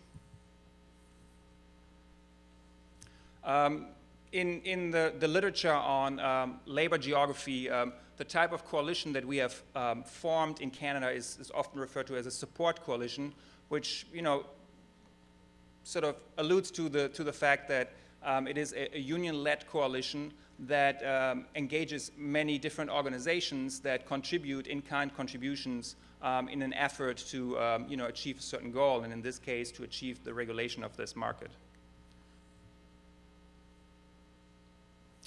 And in order to do so, we chose to run a fairly prolonged media campaign to address some of the issues that I just talked about, mainly the housing market impact, and again, the housing market impact. I mean, there's really nothing else that works in cities. As soon as you talk about workers and workers' rights and labor standards, everyone's eyes glaze over, and policymakers are not very keen on addressing any of these issues. But once you talk about the housing market and people's inability to actually locate to a particular city, or people's problems, being displaced from certain neighborhoods, you very quickly sort of gain the attention of local policymakers and decision makers that are, actually losing residents and voters. So we were fairly successful in also adding a little bit of sort of alarmist sort of notions into that a lot of the homeowners in sort of more cozy residential neighborhoods really don't like the idea of transient rentals amongst their neighbors, and the idea of having like tourists come and go and all the rest of party houses, all these stories people hear about. So we basically focus on the housing market with a little bit of highlighting some of those externalities that you hear about in the news. We also lobby. We are registered lobbyists. We have basically no resources compared to Airbnb, which spends millions of dollars and hires the best people to basically live in city halls across Canada, talk to lawmakers to come up with regulations that have no teeth. One more minute to go. Just to talk a little bit about data. Airbnb highlights, particular facts, that the majority of the hosts just rent their place occasionally, less than, 30 times a year. They make a modest income of $5,000. But when you actually, rely on data that is, shaped through Airbnb's lens, it's very difficult to make any sound policy arguments. If you receive publicly available data from folks like Murray Cox in New York City or Tom Slee in Windsor, Ontario, who, did I say Windsor? That's wrong. Don't quote me on that. It looks very different. You find that the majority of revenues generated by a small number of hosts. In Toronto's case, about 16% of the hosts control 38% of the inventory and generate 52% of the revenue. And this is essentially what we have been highlighting. There's a very gentle reminder that I'm done. So there will be a big vote coming up December 6th. There will be 3 committee meetings leading up to the vote, and nothing is really set and done, but we are fairly hopeful that we end up with a regulation that cuts away the commercial operators that take housing off the market, but leave people in a position where they can rent their own home on an occasional basis. So thank you very much.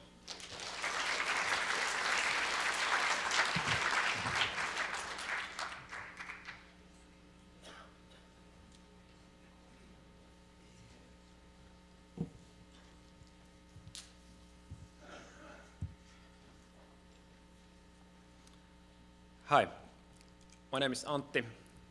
I'm one of the founders of ShareTribe. We are not a platform co-op ourselves, but we are on a mission of helping platform co-ops building their platforms. So we've noted that many aspiring platform co-op founders have been struggling with the same issue, like how to build a platform with a great user experience with a limited budget. Because anyway, these platforms will need to compete with the user experience with the venture-funded giants. And our solution to that problem is simple. One open source software platform that can be used as a core where the new platforms can be built on top of the foundation. We are mainly focused on two marketplace types at the moment. Local rental marketplaces, like examples of Airbnb and Getaround, or labor platforms like TaskRabbit, Handy, and such. And the key insight is that among all these marketplaces, maybe 90% of the functionality is actually the same. All of them need user accounts, profiles, messaging, payments, reviews, etc. So we built software that supports all of this and also gives admin tools to monitor what's going on the marketplace. And of course, all of these platforms and these types of platforms have also the unique components. Usually, the application that the end user sees is tailor-made for that use case. So definitely there is something unique, but the idea is that by using ShareTribe, you can focus on the 10% that is unique in the platform. And by that way, with 10% of the time and money, get to the real good user experience. So that could mean instead of 100,000, spending 10,000, or just 1 month instead of a year. So we're cutting down on the time needed and the costs needed to get the platform online. So showing a few live examples, there are many collaborative groups already using ShareTribe. One example coming from the Oxford campus, it's like Airbnb for bikes, peer-to-peer bike rental called CycleLand. It was started by a group of Oxford students. And after piloting their concept with ShareTribe, they decided to make their users their shareholders. And they ran a successful crowdfunding, like equity crowdfunding campaign last year, raising more than £400,000. Then I'm going to mention briefly also Airbnb, that has been on the stage a few times. Now I'm talking on the first Airbnb, represented by Damiano. So also their team has been using ShareTribe as the quick MVP tool, get something working and being able to test the concept quickly. Fairmondo, another name mentioned a few times, I think, today. The German platform co-op has also, Fairmondo has also a team in UK, but they couldn't use the same software as the German team for some technical reasons. So they used ShareTribe tools for piloting in UK, and were able to come with the working platform extremely fast. Then a final example from Canary Islands, RCCP, the Canary Network of Platform Cooperatives, has been launching multiple digital cooperative platforms in the Canaries. Canarias Solidaria being a volunteer platform, and another example, Canarias Aprende, which is like a local skill sharing platform where people can find local courses and trainers. Then a few words about us. We are a social enterprise based in Helsinki, Finland. Currently 15 people in the team, everybody having some ownership through shares or options. And our business model is very similar to the WordPress model. So we have the open source product, and we sell hosting service and customization on top of the product. So anyone can go to sharetribe.com and start their own marketplace website without any technical skills required. There are about 700 projects already running on top of the hosted solution in more than 50 countries. and that brings our revenues yearly to a bit above $1 million US. And we will be soon launching some new functionality for those platform co-ops that want to build a native mobile app, like Handy or TaskRabbit style.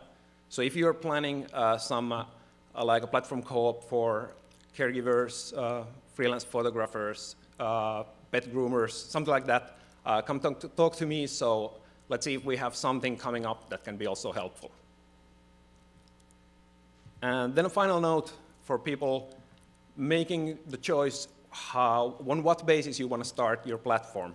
So why trust company giving the building blocks? What prevents us from turning in the big giants and starting to extract too much from people using the software? So we have 3 protection systems in place to prevent that. First of all, the data. That has been also discussed many times this evening. The client owns the data, so at any point, the marketplace owner can pull the data out of the system if they want to.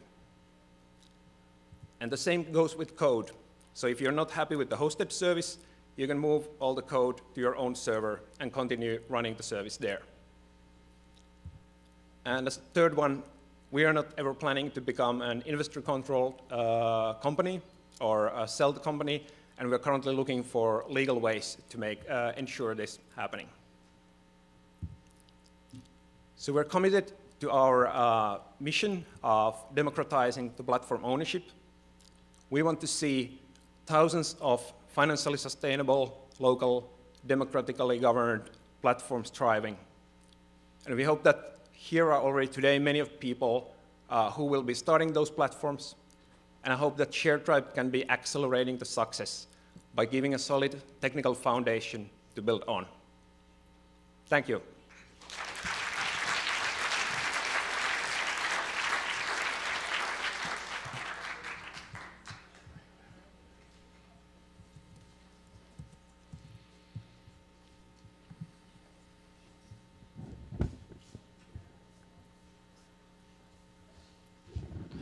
While he's finding my slides, I think I'll start, given that we're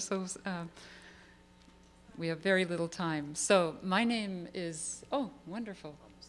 Almost there. My name's Jutta Treviranus, and wow, what is there left to say? So much that I wanted to say has already been said, and I hate preparing slides ahead of time because I always change my mind regarding what I want to say. But I do have a story and an invitation. I have a friend who repeatedly gets run over by automated vehicles. Not real automated vehicles, but the simulations. My friend pushes herself backwards in a wheelchair with her feet, and she's quite erratic. When she tries to cross an intersection, quite often people think she's out of control, and they will grab her and push her back up onto the sidewalks. Her legs work far better than her arms, but she can't stand. Smart simulations run her over. Whenever we try a video with an automated vehicle simulation, she gets run over. When they get smarter, meaning when you add additional data, they run her over with even greater confidence. This experience prompted me to look at what is happening with machine learning. I discovered that most data brokers and most data management systems eliminate outliers, including my friend, from data sets. This means she's not recognized, she's not understood, because all data consumers are really only interested in dominant patterns. We're obsessed with numbers, and we show impact through homogeneous scale. Luckily, the real cars are not out there to run my friend over yet. However, I found out in investigating that this pattern has a real effect in all sorts of insidious ways already with machine decisions. Who gets interviewed in a competitive hiring process, who gets loans, credit, insurance, who's admitted to a competitive academic program. These technologies have all been heralded as a means to eliminate bias and to address human foibles that cause disparity. But if you're excluded, we're using data from the past, there will be no data about you, and you will continue to be excluded. So these heralded technologies are perpetuating old cycles. You might ask, well, what on earth does this have to do with platform co-ops? I'm at an art and design school, and like all good art and design schools, we like to do the ridiculous. So what I did is we trained a tabula rasa machine learning engine on largely the outlying data without the dominant patterns. And any idea what happened? No one's, okay. We found out that, of course, it took longer to get to useful inference stage, but once it did, it was far better at addressing the unexpected, at transferring to new situations, detecting weak signals, being dynamically resilient, and it didn't run over my new friend. So, again, what does this have to do with platform co-ops? I'm the director, and I'm going to, as you can see, I'm skipping some slides because I no longer want them. I'm the director of the Inclusive Design Research Center in Toronto, Canada. And we've existed for 25 years. Our primary mission is to make sure that emerging socio-technical practices are designed inclusively. And I think what I wanted to tell this audience, who already is so insightful and has such amazing missions, is I want to give you a lesson, perhaps a simple lesson that you already know in human diversity. If you take any human population and you plot their needs and requirements on a scatter plot, you'll see a starburst. There will be a dense core, and then there will be other dots emanating out.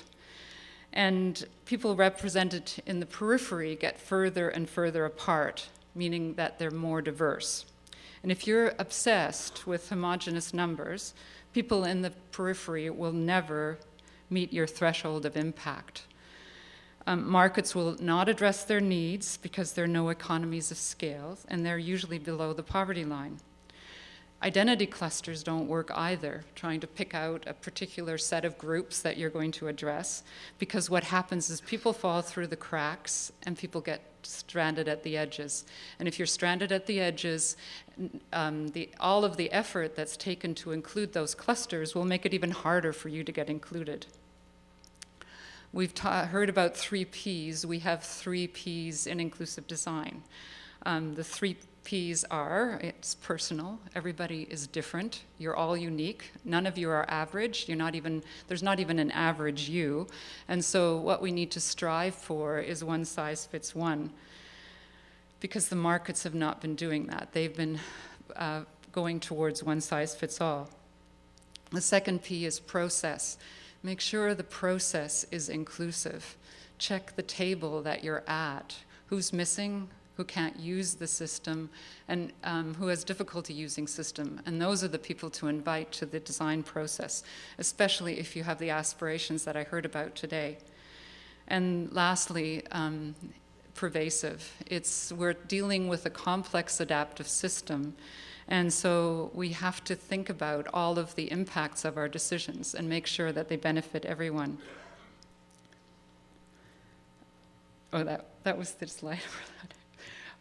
So, together with Trevor Schultz, who has organized this amazing conference, and the New School and the Platform Cooperative Consortium, we're creating a platform development kit that will stretch to include the outliers. We will grow from small successes, will not scale homogeneously, but through diversification by filling the gaps that are not filled by the market at the moment. We're starting with one of the most marginalized groups of workers, caregivers, and those that require care. And you've heard a lot about the situation with caregivers. We don't want to create dependence on our platform, but to empower co-ops to create their own. We will inclusively design the process. Now for the invitation. We want to work with you to create a truly inclusive platform development kit that is built to include people at the edge as users, but also as producers, developers, and designers. And I hope you'll join us in developing this kit. Thank you.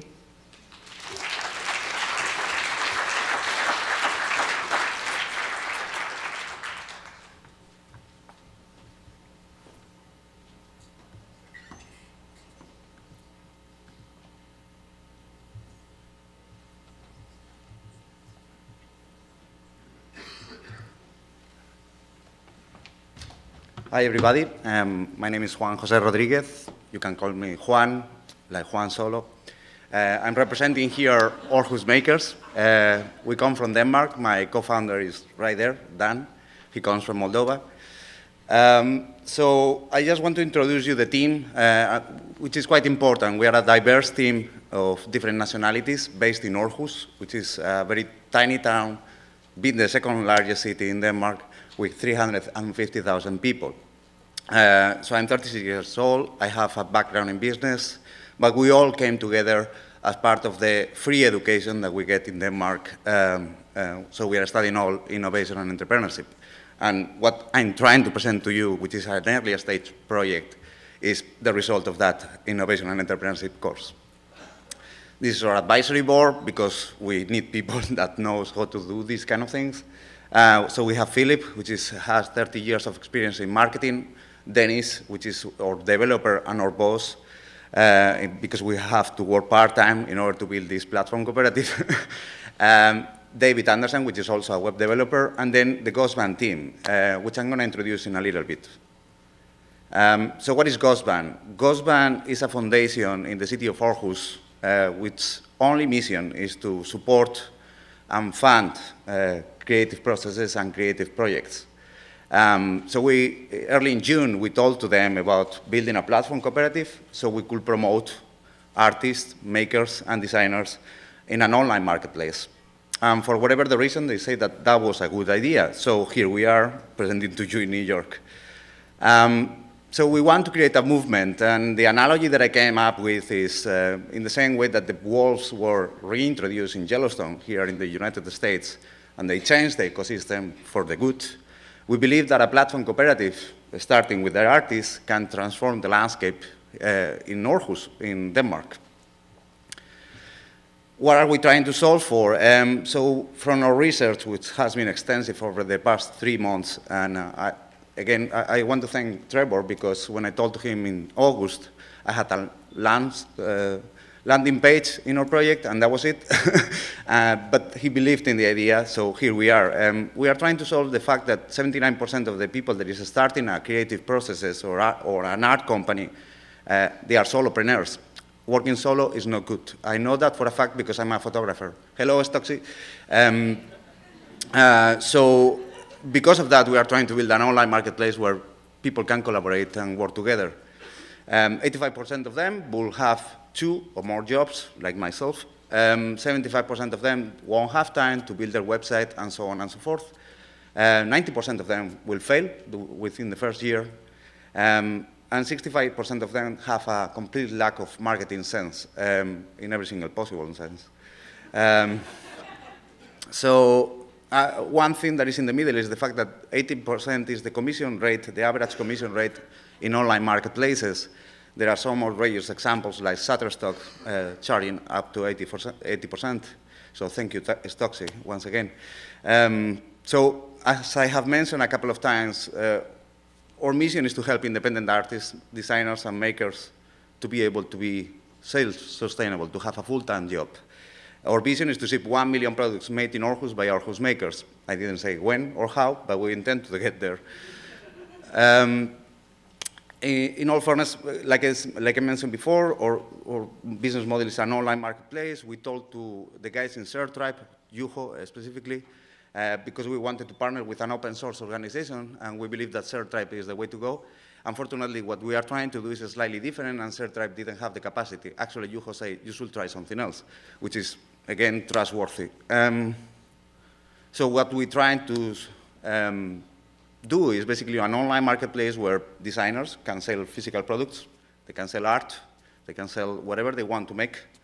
Digital products, a little bit like Stoxy, where we have stock images and stock video, and services, whether they are creative services, like providing lateral thinking workshops, or anything else that you want in that arena. So our value proposition is quite extensive in terms of for consumers. We want people to be able to own limited edition art. We want them to have the ability to interact with the artists and the makers that are in the same location, that will be in Aarhus. We want to collaborate to the circular or promote the circular economy in terms of the arts, We want to create ambassador programs, a patronage program, and so on and so forth. The ability that we have right now, having partnered with a foundation like Ghostband, is massive. We couldn't do that by ourselves. So Ghostband will play a part on that. In addition to that, obviously the value proposition for the co-op members is to be able to have a portfolio for artists that are coming. The majority of the people that we have been talking to are solopreneurs with little experience in business, but they excellent products. So we want them to be able to portray their products without thinking about websites and stuff like that. The online marketplace will have a flat fee. We are considering 10% as a standard. They will have increased learning and development opportunities because we have a back of a group of people who are working with us in terms of marketing, in terms of innovation, and in terms of advertising. Also, we will provide or facilitate the learning opportunities in terms of platform co-op and in terms of self-organizing. They will belong to our strong community, and that's the fact.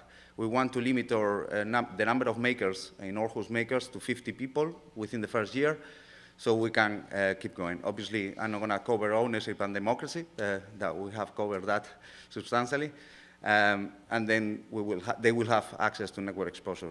I'm going to move very quickly. The challenges that we have had, the co-op legislation in Denmark, despite the fact that Denmark has a strong history in cooperatives, there is no one-line co-op legislation, so you have to work around the legislation in order to make a platform co-op.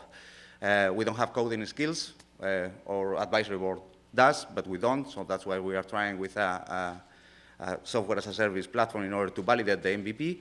And we need to build trust. Like I said before, we are in Denmark. We don't speak the language, which is sometimes a little bit of a friction. So we have been trying to build trust over the past 3 months in order to build this project.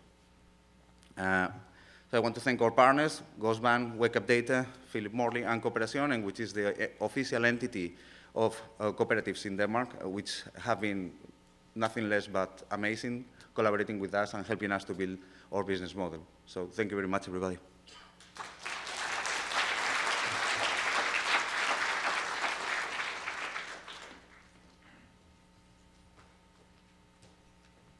Let's see if that goes on. Okay. So a year ago, when we were at this conference, there was a really grim mood, because of the election, and it got me thinking that the structure by which how we organize political movements and how we organize the advocacy space is really broken. We have all these people going on, and they signed all these petitions, and they donate all these money to these politicians, and we hope that the sort of advocacy and NGO sector will do the right thing. And the effect of what they've been doing is they created a marketplace for personal identity. And every time you sign one of those damn petitions, and there was a ton of them in the last year, what they're really doing is collecting your contact information so that they can trade it and sell it to other advocacy organizations to try and spam you with more email.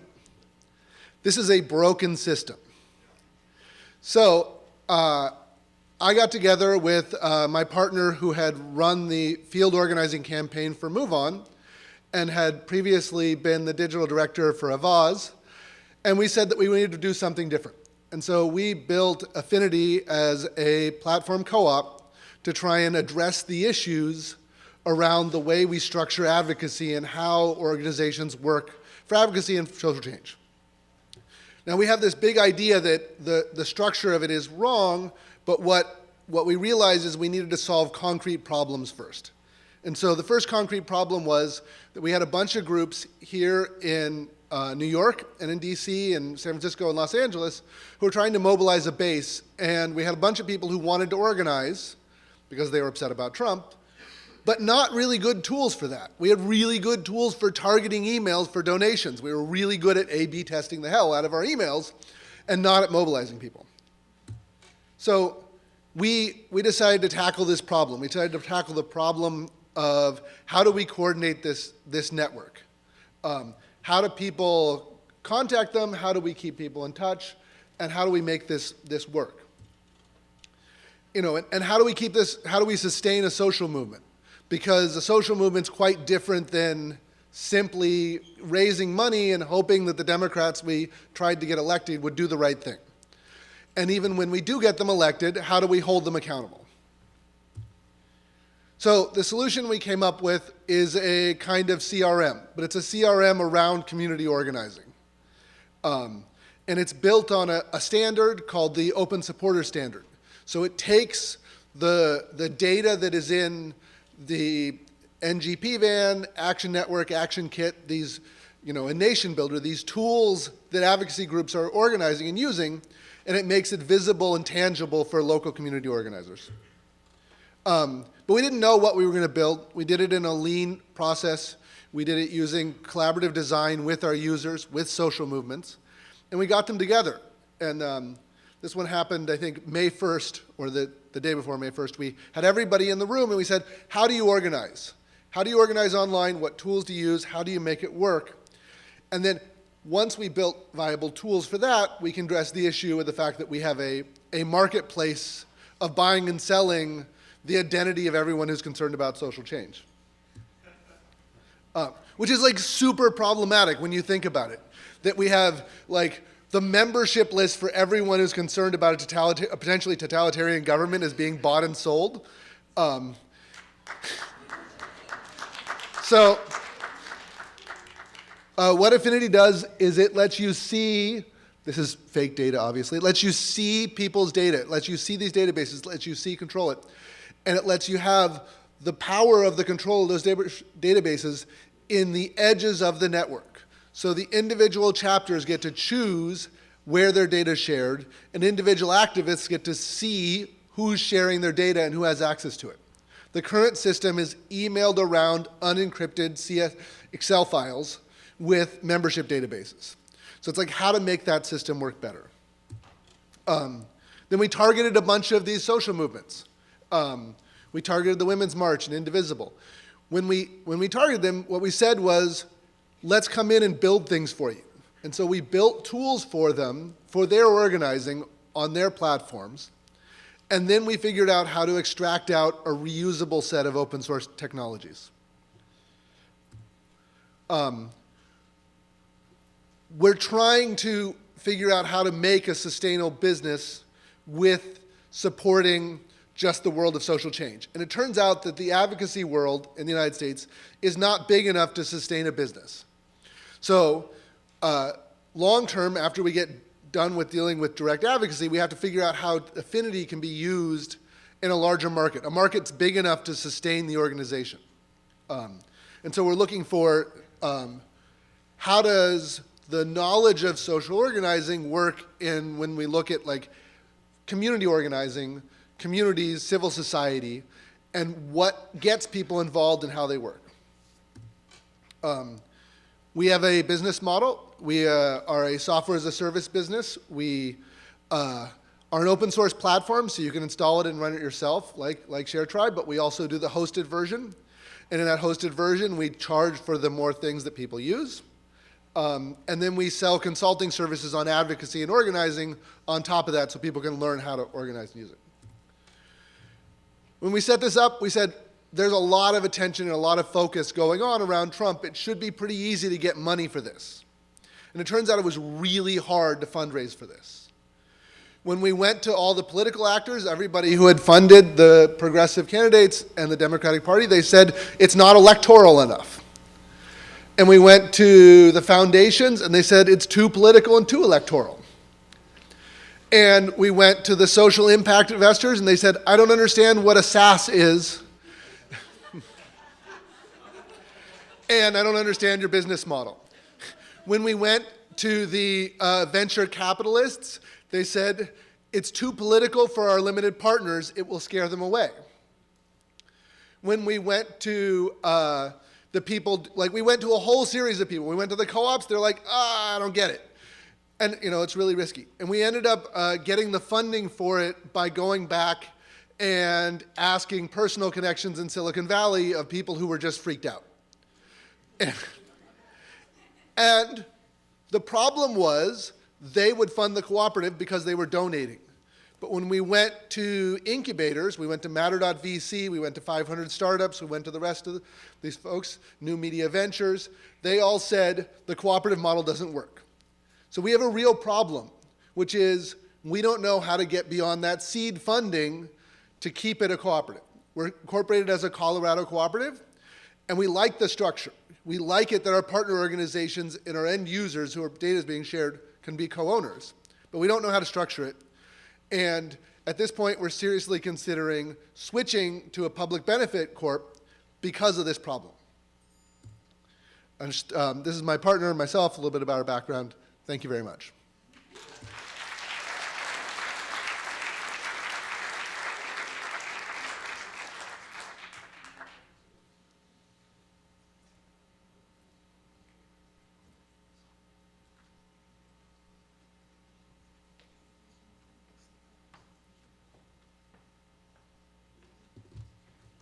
Hello, my name is Lieza. Since 5 years I work for SMART, so I will talk a little bit about the way we operate, how we started, and where we are now. 7 minutes for our organization is very short, so if you have questions, just come and see us afterwards. Problem with the mic? That's better? Okay. So, SMART is a company that was created in 1998 in Belgium. It's a social enterprise. And what we were aiming for in the beginning was to resolve the difficulties artists encounters to declare their work. So artists have very irregular revenues. They don't have a lot of knowledge and willingness to tackle administrational questions, and they have a lot of problems with legal issues. And so we saw that a lot of artists were actually working under the radar and not declaring what their work because it was too complicated for them. And so we tried to find solutions to better their work conditions. So basically what happened is the founders of SMART said, if we could take care of all their paperwork and if we could share a company with them, then we could actually become their employer the time of their mission, and we could make sure that they do not have to handle the paperwork. And so that's how they started. They just opened up a company and the artists could come in and they could ask SMART to bill their clients, and then SMART would convert what they earned into an employment contract and into expense notes. And it worked out pretty great because suddenly they had access to a better social protection and they didn't have to take care of their paperwork anymore. And so we're starting to have a lot of leverage and a lot of people who actually wanted to work with us. But the problem was the paperwork, because suddenly we realized that all the paperwork that we were taking on, we actually got overwhelmed with all that paperwork. And so we couldn't take on any more members because we had too much paperwork to do. And so what happened is, it was a very bold move because that is back in the year 2000. The two founders of SMART decided that they needed to get completely rid of all the paperwork. And so they decided to digitalize the whole process of the administrational aspect of the work of the artists. And so they created a digital platform on which our members could log in autonomously, and they could bill through SMART their clients. And it's a complete trust-based system where they can log in, make up their employment contracts, and the time that they are working under the platform, we become their legal employer, and we take care of all the responsibilities that are linked to being an employer of somebody. They can also prepare their expense notes on the platform. And so what happened is that suddenly people didn't come to the office anymore. And there was no paperwork anymore, and suddenly we were able to scale the system. And so we also realized that we managed to create a tool that could serve a whole broader spectrum of professions than the artists alone. So suddenly we got journalists coming in, people working in IT who tried to find another way of getting around the paperwork. And so basically we opened up our services to all those different kinds of people. Scaling for us was important because our business model is quite simple. We take 6.5% on everything that is built through our company. That 6.5% is covering our operational costs, and then the rest that is on top of that is reinvested in a range of mutualized services. So we are a co-op, and all the money is reinvested into our community, and we are very big on real-life experience. So we have a lot of digital tools which ease our way of working on a daily basis, but our bigger aim is really to create collectiveness among a scattered workforce. And so the first thing that we did is career advice. So every one of our members has a personal advisor. We take care of their insurance package. We take care of everything that is linked to the employment declarations. We give legal advice. We have a mutualized guarantee fund, and that's quite interesting for freelancers because that means that we pay our members 7 days after the end of their mission, even if their client didn't pay the bill yet. We are taking care of the debt collection. We do microfinancing when a freelancer wants to grow. And then we're investing quite heavily on European development and on creative hubs. And it's in the same idea of saying, how can we bring back collectiveness amongst individual entrepreneurs? So to give a few numbers, today 50% of our revenues is coming from the service sector. We have 90,000 members in Belgium. 20,000 of them are active on a yearly basis. They have over 100,000 clients from all sectors. And in 2016, they invoiced 136 million euros through our company. And those numbers are the numbers of Belgium alone. We're operating in 9 different countries through Europe. And what we're really trying to do is find solutions on the work environment that changed dramatically the past years and will continue to change in the upcoming years. We want to bring back collectiveness and solidarity amongst a scattered workforce, and we are very convinced that independence should not mean isolation nor precarity. So that's really the short version of what we're doing. There's a lot to be told about our governance and what we're doing and how we operate. And if you're interested, you can drop an email or just come and see me after the talks. Thank you.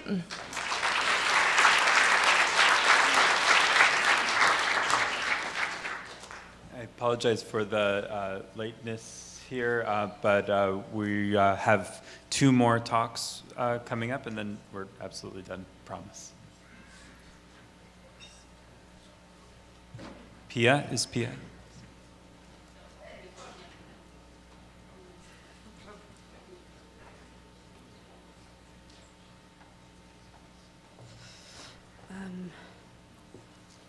Great. So hi everyone. I'm going to try and make this quick. I'm going to talk about new forms of association.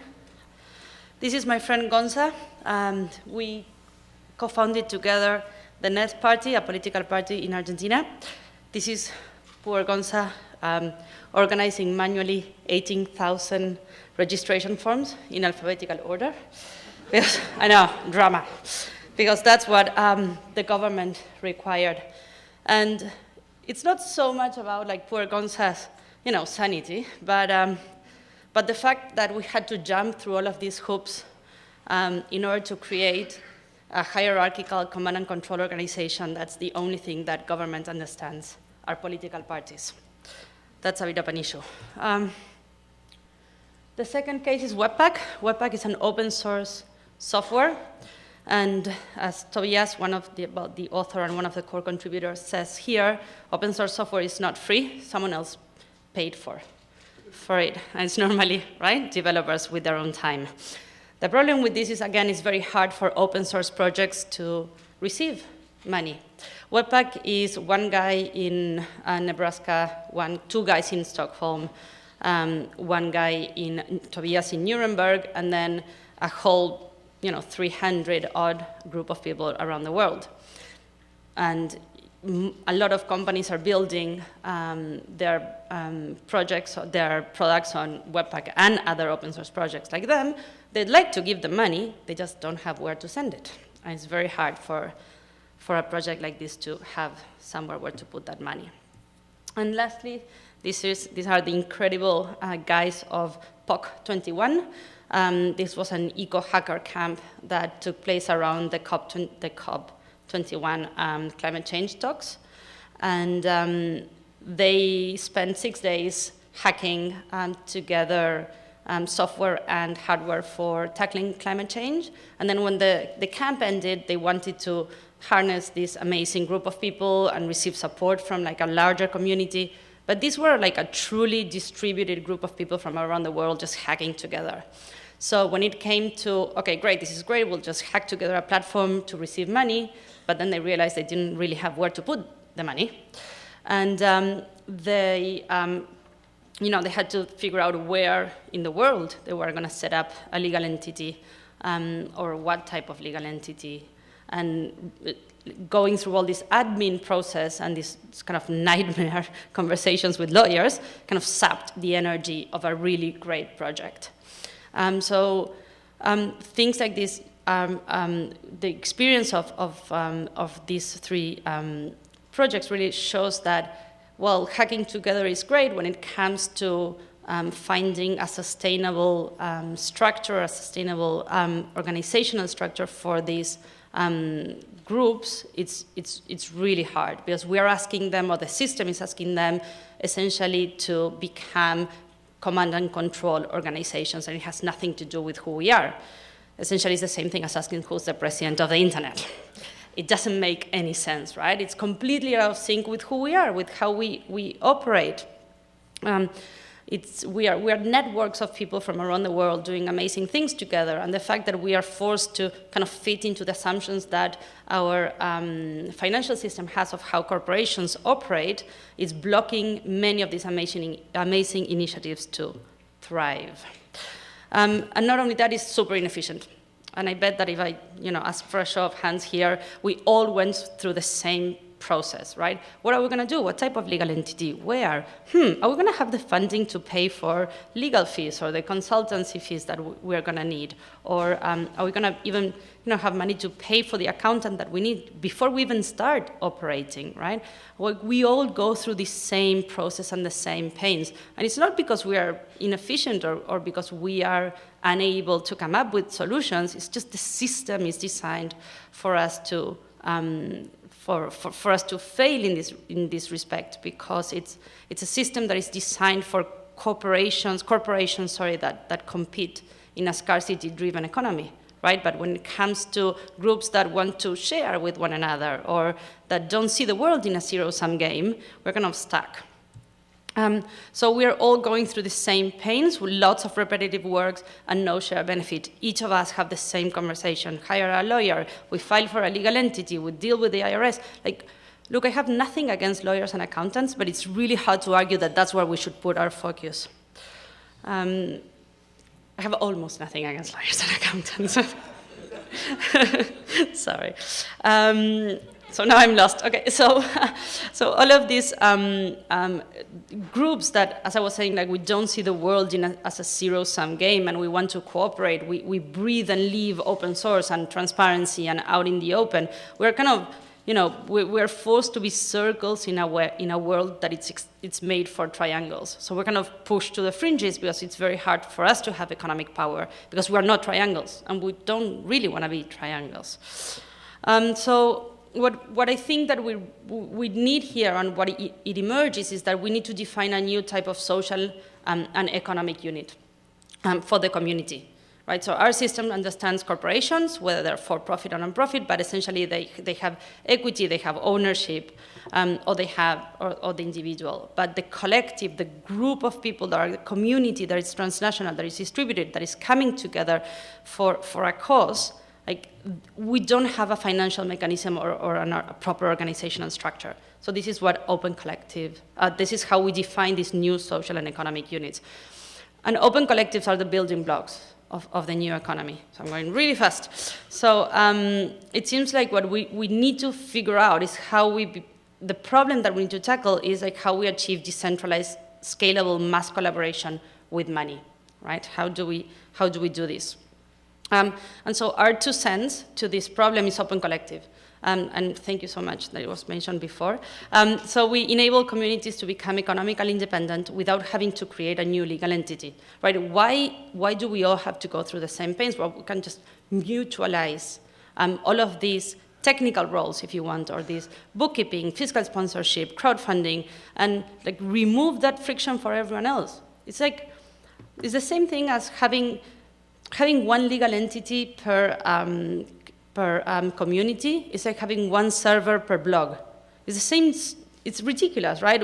Someone puts one server, everyone else profits from that, and then that's the end of the story. That's how legal entities should work. And so how do we do it?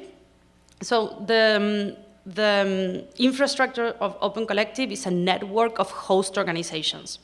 So everything that happens on the platform is transparent by design. And this transparency enables 2 key things. The first one is enables existing organizations to virtualize their organizations and essentially rent out their legal entities to collectives around the world. So you can have one co-op that can be the host organization of any number of co-ops in that same space. There is really no need for everyone to have their legal entity, at least maybe not at the beginning, so we can really cut costs for everyone else. The second thing that this transparent by design system that we have enables is that many of these distributed groups, I see a triangle coming, many of these decentralized groups, it's very hard to achieve trust because a lot of this trust is achieved like face-to-face and by knowing one another. And so this transparency kind of aims to help in that trust. So I think that the associations of the internet generation are defined by peer production, global communities, transparent money flows, and the obsolescence of hierarchy. And it's for these type of associations that we need to build financial mechanisms and a sustainable and viable organizational structure. And I just bring this up because this angers me a lot, but even existing associations should have this transparent by design. This is research that ProPublica did on the, how millions of the money that was spent in Sandy, they asked the Red Cross for information of how they spent it, and they refused to give it, right? So this can't happen. We think that these type of associations should also operate in full transparency. So this is one of my sort of big, guides in life, is like that you never change things by fighting the existing reality. To change something, build a new model that makes the existing model obsolete. That's what we try to do with Open Collective, build a new model that is going to enable a whole new economy, unlock all of this power that communities have and give them economic power. Or as I learned the hard way, if you can't beat them, you know what? Abstract them. We don't need them. We have a world to change. Thank you.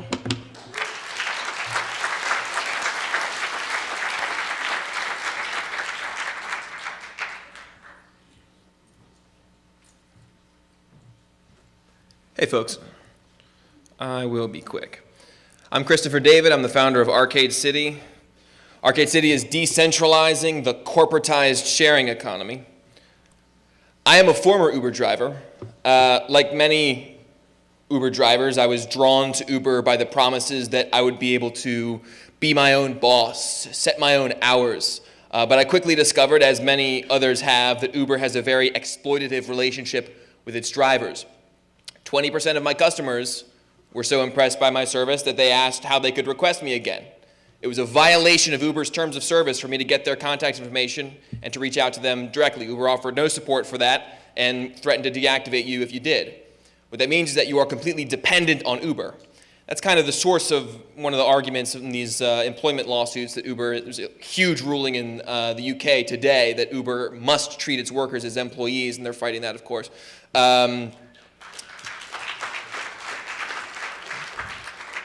We can't beat Uber at the game that they're playing, but we can abstract them, and that is to ask the question, well, what do we even need a centralized intermediary for? Like connecting peer-to-peer with people? No, we don't.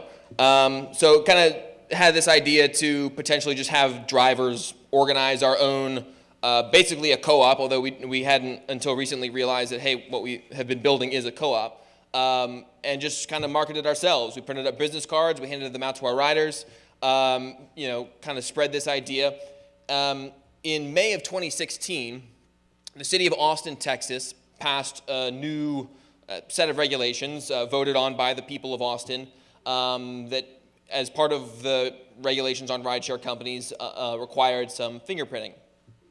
Uber and Lyft decided that they spent more money than they've ever spent in the history of a local election, I think in the state of Texas, maybe in the US, $9 million, lobbying against this proposition. It still passed anyway. Uber and Lyft decided to send a message that they didn't like this type of regulation. So they both shut down their service in the entire city of Austin with about 48 hours notice. And they didn't come back until just recently. They lobbied the state of Texas to override that, all local ordinances. So they took their ball and went home for a year. Now, you could argue that maybe that was good corporate strategy on their part and their board strategy, that made sense. Well, how do you think that left the 10,000 rideshare drivers who depended on Uber as a source of income? They got screwed. What about the tens of thousands of riders who'd come to use that service to replace, in some cases, their car ownership entirely? After they left, it was complete chaos, just tales of people trying to flag down random cars, waving cash at people on the side of the street, just complete insanity. Well, we had kind of anticipated something like this would happen, and by that point we had some of these peer-to-peer networks starting to form in various cities. So we decided, our kind of global, mostly just kind of all over the US community would decide to make a push into Austin. Made a Facebook group, Arcade City Austin /request a ride, that's still active today with 43,000 members. It blew up to 10,000 members in about a week. We started getting a bunch of local media coverage. Arcade City, this, glorified Facebook, pretty much, Facebook group at that point, was providing service. If you Google, there's a TechCrunch article that says how a 30K member Facebook group replaced Uber and Lyft in Austin. Wow, we showed that peer-to-peer people can actually come together and provide some service.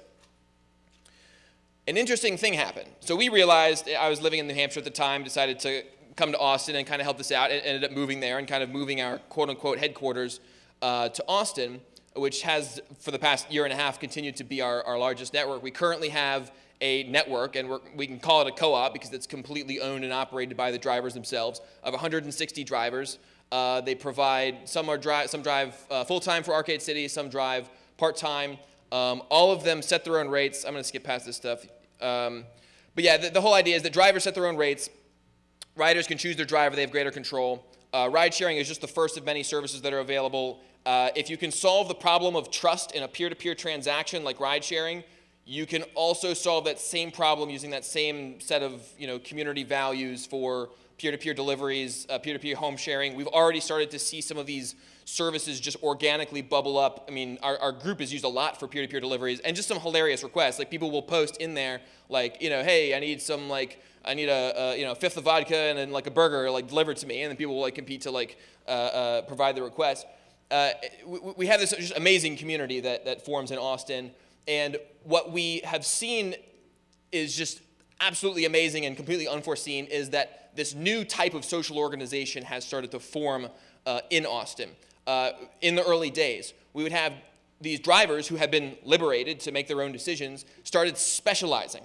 So one group of drivers created a quote-unquote pod of all female drivers.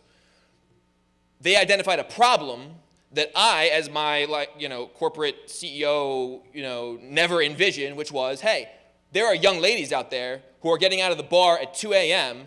and they want a safe ride home. And maybe instead of rolling the dice and seeing if Uber's algorithm is going to pair them with a creeper who now knows where they live, we all know all the other problems Uber has with its drivers in that regard, maybe they want to call up a friend of theirs, a friend of a friend on Facebook.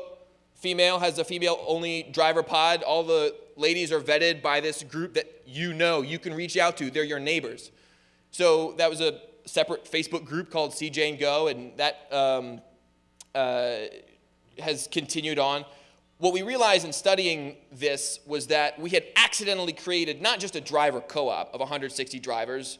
Our main kind of top drivers who really commit to it make 2 to 3 times what they used to make driving for Uber with us, using and having rider relationships that I couldn't take away from them if I wanted to. But we realized that this network, instead of having these dictates from the top down by allowing this kind of peer-to-peer connection, it actually maps exactly perfectly to this theory or law, this, I think it's an academic, David Reed, writes about, called the law of group forming networks. Basically, the value of a hierarchical organization is N. The value of a peer-to-peer or pseudo-peer-to-peer network like Uber and Lyft is going to be N squared. But if you're able to create a peer-to-peer network where the participants are incentivized to create groups, the value of that network is 2 to the N. Arcade City, to my knowledge, is the only group-forming network that's like active in ride-sharing. So anyway, go to our website, arcade.city. I'll just close by saying I love, love, love the quote that earlier Dana Boyd said, for people who grew up gaming, running a raid on America's political establishment is thrilling. Obviously, Arcade City, I'm like a gamer, and like we're kind of borrowing some concepts from that. But yeah, raiding America's corporate establishments should be fun too. So thank you.